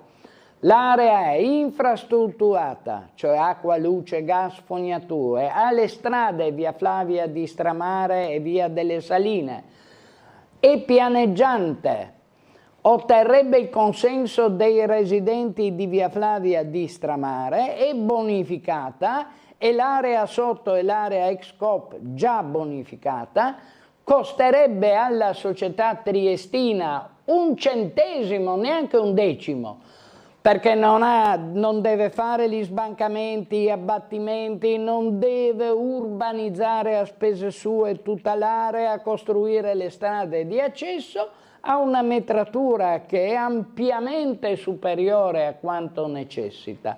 La perla di Polidori dell'altro giorno e che in conferenza stampa parlando ha detto 7 ettari per la Triestina, che poi prenderebbe anche gli altri 50 ettari per fare un'area attrezzata, un percorso di trekking attrezzato. 50 ettari, scrive la stampa locale, 7 più 50 sul piccolo, virgolettate dal sindaco. Allora, non ha detto proprio così, però. Comunque sul piccolo questo sta spiegato, scritto, no? ma se lei va a leggere il piccolo trova scritto 7 più 50. Però io mi fido più di quello che ho ascoltato io, più di quello che scrive qualcun altro, abbia pazienza. Quello è un problema casomai del piccolo, ma comunque vorrei ricordare al nostro sindaco che come aveva definito l'area COP di 500.000 metri quadri, quando l'intera Valle delle Noghere qui e sul piccolo, alla Laura Tonaro, ha 470.000 metri quadri e l'area COP ne ha 190.000, ma si vede che non conosce neanche l'ABC del piano regolatore. L'area di Montedoro ha in tutto 273.000 metri quadri, un ettaro fanno 10.000 metri quadri, 57 ettari mi fanno più del doppio dei metri quadri che sono disponibili nell'area, intera area boschiva su cui vorrebbero mettere le mani. Allora, voi capite che è difficile interloquire con chi, quando poi in consiglio comunale parlo in un altro atto della ditta che sta facendo i lavori sull'area ex Edison, no? Che ha deforestato un terzo della Valle delle Noghere per la messa in sicurezza su un'area inquinantissima, e i miei colleghi di consiglio hanno chiamato i carabinieri perché gli operai lavoravano per un intero turno lavorativo senza alcuna misura protettiva, smuovevano un terreno che dentro ha di tutto, asbesto di amianto, diossine, idrocarburi. Bene, questi operavano in jeans e t-shirt, senza neanche una mascherina tipo Covid. Allora, dopo che il sindaco, anche sulla stampa e sulle segnalazioni, aveva detto che lì mai più manderebbe i ragazzi della Triestina per qualche ora a settimana perché trapelano miasmi letali e cancerogeni. Io però le domando il perché, secondo lei, a questo punto, se il terreno delle Noghere si presenterebbe meglio per un progetto Triestina, viene scelto quello di Montedoro, secondo lei? Cioè, che costruzione si è fatta? Io le rispondo col bellissimo film Tototruffa 62 di Totò.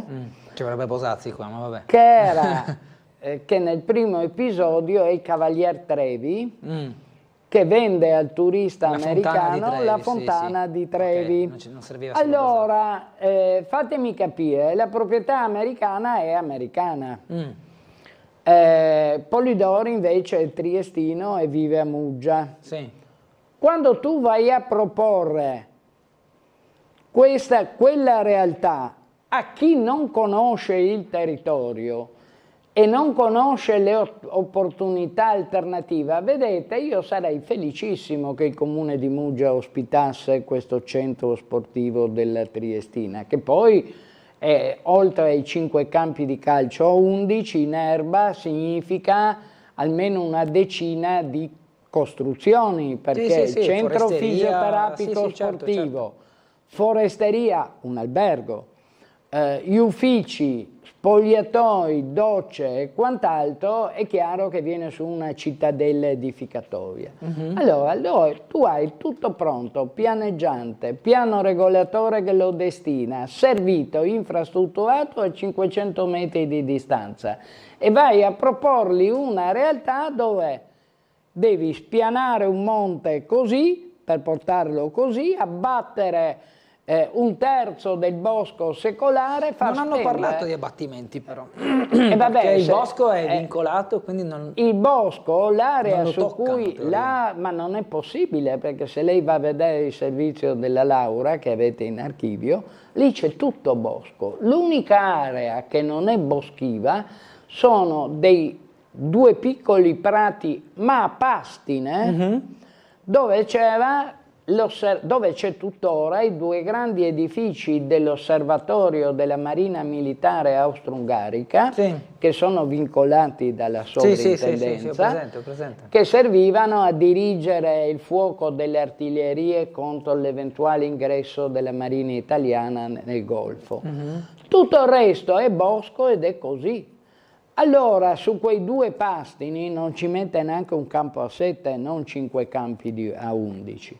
Allora, francamente, se uno mi spiega che interessi tutela questa proposta, io le dico subito, non gli interessi di una società che per realizzare sto centro deve spendere 100 volte tanto rispetto all'ipotesi che noi abbiamo proposto, non solo, ma deve impiegare 10 volte il tempo necessario per costruire rispetto al sito che abbiamo indicato, e io da profano, da vecchio amico di Nereo Rocco a casa nostra con mio padre da una vita, dico sinceramente l'interesse della Triestina e dei tifosi della Triestina. Io non vado, da molti anni non vado più allo stadio, ci andavo ogni tanto a vedere le partite quando c'era il Grezza, però francamente devo dire che forse far risparmiare alla Triestina una barcata di milioni per costruire sto centro permetterebbe forse alla società